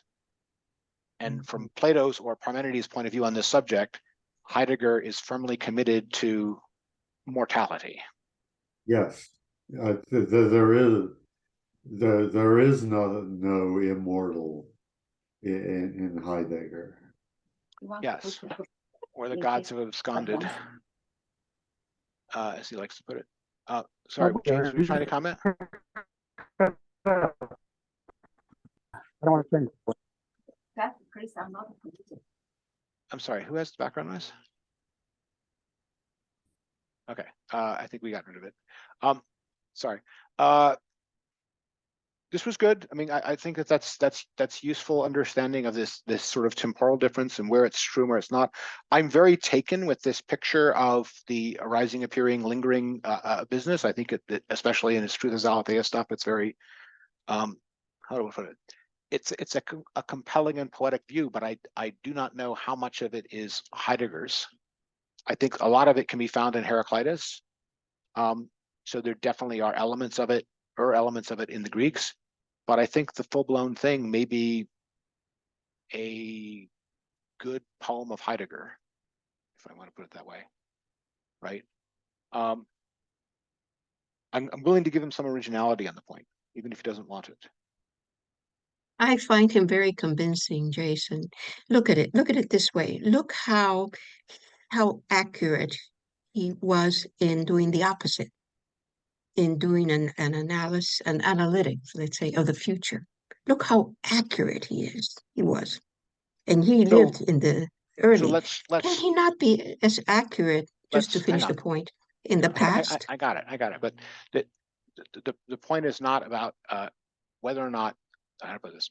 There's something poetic, compelling, and true to the phenomenology of what he's describing as in that experience of truth and that experience of nature, as to the here's the point. It's not simply as to the Greeks. It's something that any human being, any philosophically inclined human being, can see in those things, right? It's part of the traces of the structure of that kind of experience of truth, that kind of experience of arising, appearing, that kind of experience of the lingering presence of changeable truth, something like that. That to me convinces me that those things are true in there more than it convinces me that Parmenides was looking at them. Because the first is a truth about human nature, which I think Heidegger is seeing, and the second is a hypothesis about the experiences of the man Parmenides, 2,500 years ago. And the latter is more doubtful to me than the former. That's why I say that I'm impressed with it, but I'm not so sure that it isn't his poem, right? I think Right, but the former is more incisive than the latter. In the long run, does it really matter what one philosopher's opinion here's how might it have matters. veered in this way or the other? Tell me. Here's how it matters. These things being experienceable and visible to intuitive understanding for all human beings across history is it one world to be in, and these things being relative to initiatory thinking, first beginnings and new beginnings, and these historical categories of origin and recovery of origin and redoing of origin is a different world entirely.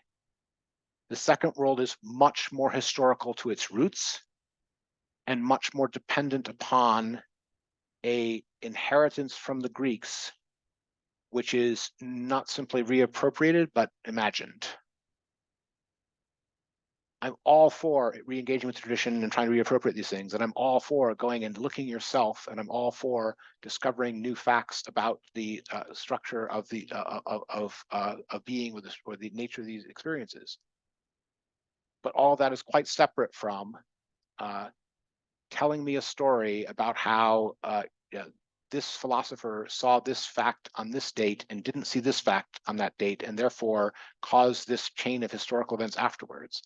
The latter story is much less compelling to me, first because I can see ways in which that's not what that particular philosopher is doing at all, and second because that ringing of the changes through the history is much less essential to me than the looking at the facts oneself and seeing what's there. So I am grateful to Heidegger for what he can show me about this structure of this idea of aletheia. And I don't care whether or not Parmenides saw it. I don't think he did. I think Heraclitus might have, but I don't think Parmenides was thinking about that at all. But I'm grateful to Heidegger for seeing it for him. Right? Does that make sense?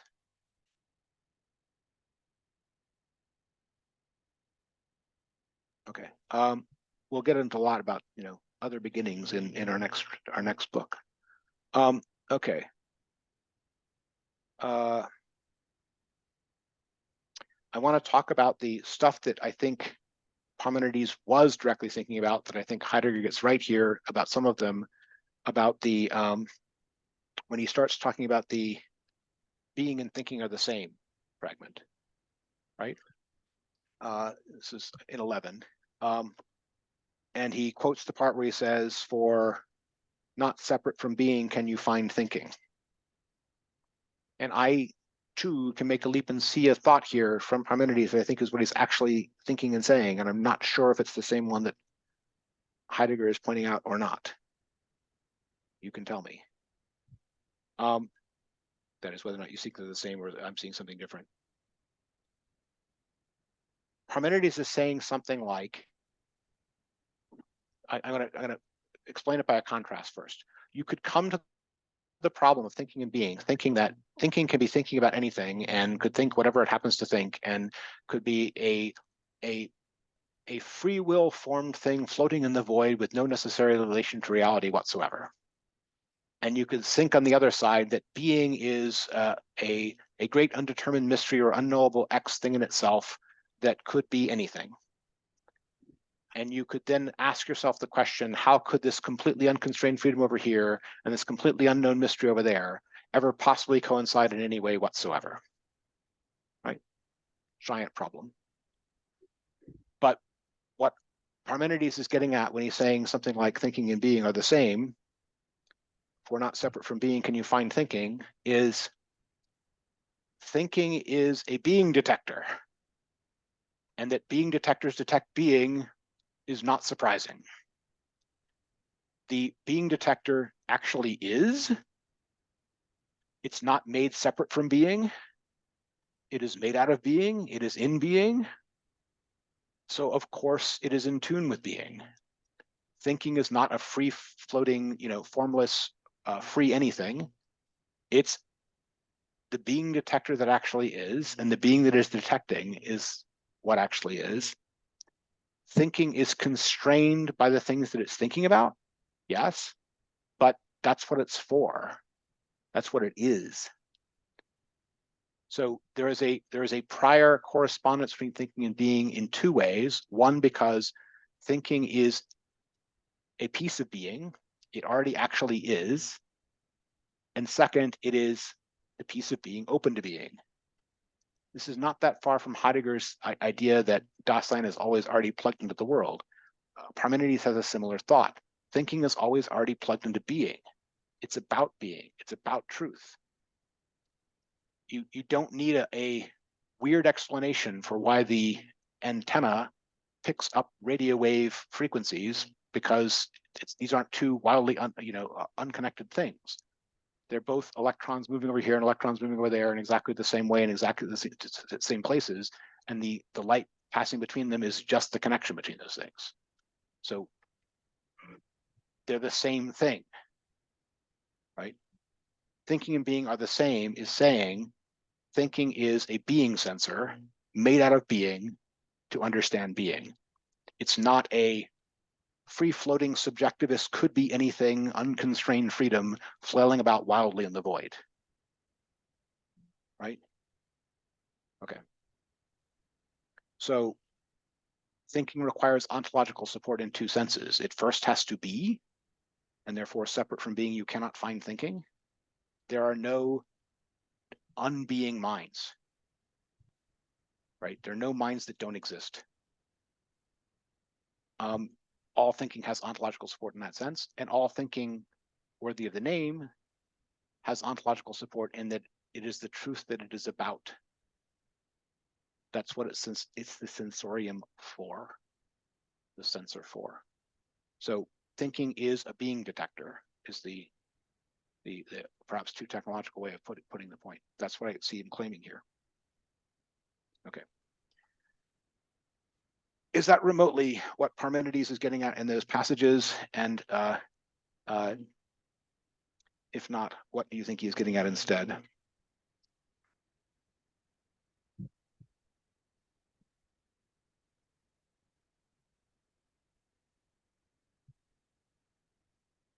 Craig? No? Yeah. Pete? I think that is what Parmenides means by noien esten tekai enai. Yes. Yes. So I think that this does get at the taking to heart business, and it does get at the looking business that understanding of thinking business that Heidegger's been explaining to us. I don't think it rests primarily on any particular notions of presence. It may rest on a notion of truth, but a notion of truth that it rests on is not simply of unconcealment. It's a more constrained thing than that, in my opinion. Parmenides is interested in necessity, and he thinks that some of the necessities of thought are necessities of being.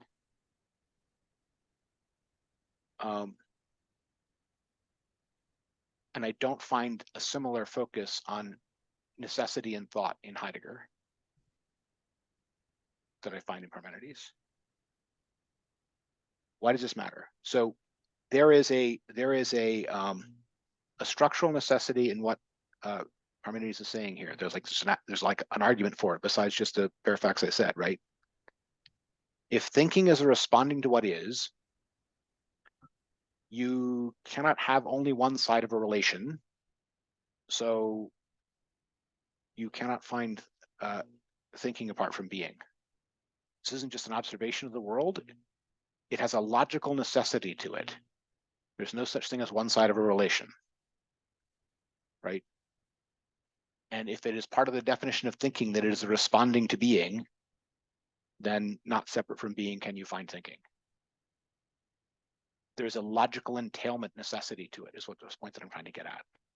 And I think that Parmenides is very open to those kinds of things in the same way that Heidegger is very open to conditions of possibility types of reasoning. It's his version of conditions of possibility type of reasoning is these sorts of logical entailments that it is necessary that being is, or you cannot have one side of a relation, right? That's his versions of, Kantian asking for the conditions of possibilities of things. It's the characteristically necessary form of reasoning to which Parmenides repairs. Another way to put it is you cannot take to heart what is present without the presence of what you are taking, right? And that is Heidegger would call it a structural truth. You can call it a Kantian conditional possibility truth. You can also just call it a logical truth. And I think Parmenides would. Okay. Why does that matter? First of all, just for intuitively understanding Parmenides what he's getting at, but there's also places here where Heidegger says that they experienced these things, but they didn't think about them, right? This is at the 238, bottom 237, start 238. These are the traits of presence in whose terms the Greeks thought of what is present, but they never gave thought to the traits themselves. The presence did not become problematical question to them as the presence of what is present. Why not? Because the only thing for which they asked and perhaps had to ask responded and replied, that is, answered to their questioning in these traits of presence which we mentioned. So he's talking there about the notion of arising, appearing, nature and unconcealment, all of that, right? But those traits of presencing, I think that they did think about them, but they thought about them in these logical entailment sorts of ways that I've just been talking about, rather than in the what Heidegger would have preferred, which is something more like what has to be true for these traits of presencing to be what is revealed to us, something like that. Heidegger wants to take these aspects of presencing, unconcealment, arising, appearing, truth, that the Greeks intuited or had intuitive experience of, and he wants to ask the conditions of possibility of them. He wants to ask what must be structurally true about the relationship between Dasein and being, such that these traits would arise, right? That's sort of the place he wants to go next. And he, is asking himself, why didn't they go there next, right? Why didn't they have those sorts of thoughts about it? And my answer to that is because they weren't Kantians, and because they were asking themselves questions like, can you have one side of relation, or can you find thinking apart from being instead. They had their way of thinking about those things, but they thought about that in that logical way, so to speak, instead of that Kantian condition of possibilities way. Okay, that's just my reaction to 238 of why did they not think about these things? They did. They thought about them differently than he thinks about them.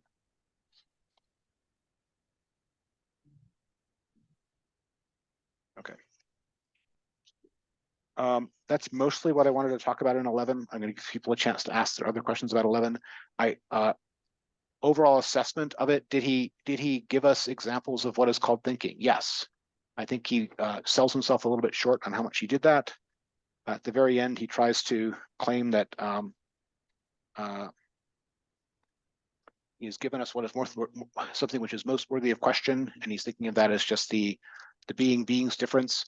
I think plenty of the things revealed along the way are worth at least as much thought as the being difference. But I would broaden it to engaging with the philosophical thoughts of the tradition in a way which treats them as live questions in which truth is actually at stake. That's what calls for thinking for me. All right, that's my my wrap on my assessment of the book. I think it's a good book. I love the tree in bloom, as we've talked about multiple times. I think the interpretation of Parmenides manages to shy away from a lot of what is true about Parmenides, but exposes a lot of what is true about Greek thought in general along the way, which is fine. It's his own purpose in the thing. There's always places where I want to go back and revisit parts of the tradition where there's this or that distinction which I know and care about, and it's not his focus, differences of emphasis. I also detect in this a major change from early Heidegger because of the intervening concern about Nietzsche and technology and where the modern world is going if it goes into pragmatic and instrumentalist a view of reason, something like that. I think the deepest part of this is the, can I put it this way, the spiritual reorientation of wanting people to care about truth for its own sake as a calling. And I'm entirely sympathetic to that reorientation. All right, that's my just capsule assessment of the book. Give other people a chance to react and give their own assessments.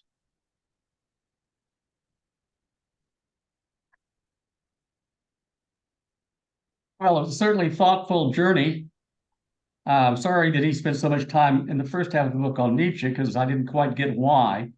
But now I do actually see a better picture for that, because he was going, back beyond that total subjectivism. Yes, something he thinks the modern world needs to overcome. Yeah. Yeah.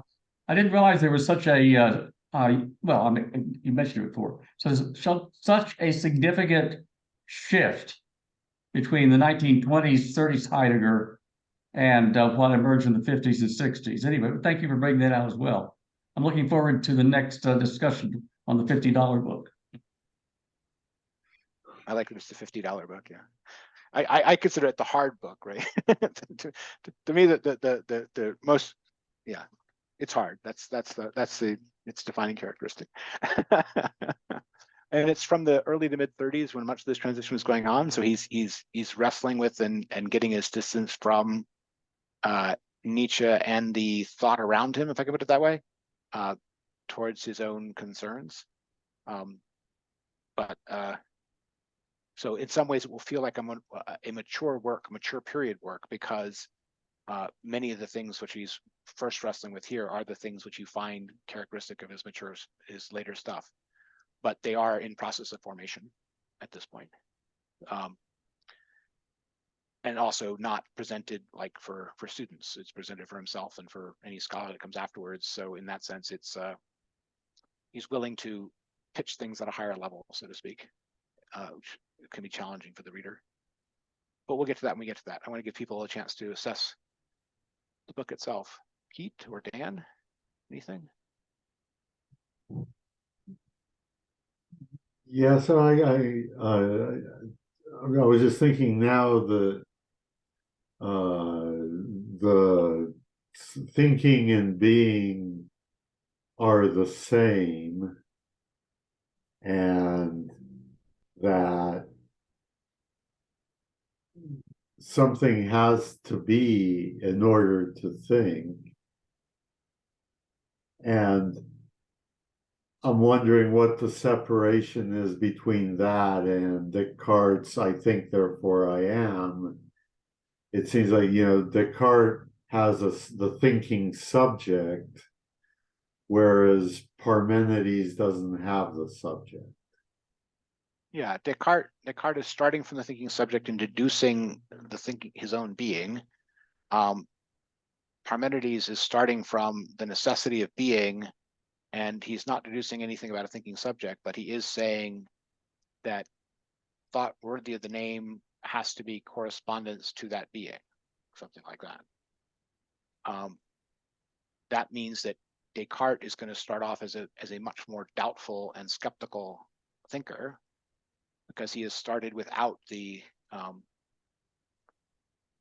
bedrock of that being. I will say that everyone knows that part of Descartes, and they don't necessarily turn the page to the next part of the meditation where he proves to his own satisfaction the existence of a God who is no deceiver, and then is going to deduce from that all of his clear and distinct ideas are true, right? Which is closer to this point of a thinking and being are the same as a conclusion from that stage of the argument.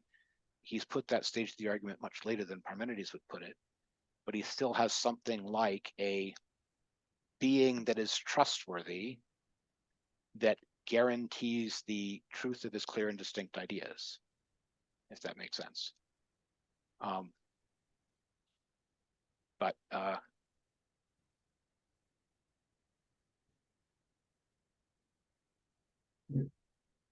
that's if I can put it this way, the residual Platonism in Descartes, right? He wants his clear and distinct ideas to be true, in part because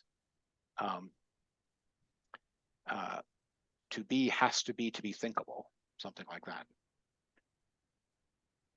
Right. No, the way I would phrase it is that to say the same thing as to think and to be is saying something about the structure of reality, ontology, while Descartes is saying something about the subject. Fair. I mean, and Parmenides is not trying to say that everything which is thinks, although he is going to say that, certainly if you read the everything, not in the distributed over the many, but in the united into the one, he probably would say that, right?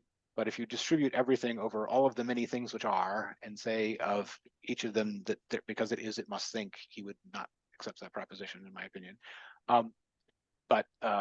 So that's not what he's trying to get at with the equivalence between the two. He's not trying to make one substitutable for the other. He's trying to make a point about thinking, right? That thinking not only is, but it has to conform to being, to be thinking. Something like that. It's a criteria version of that definition.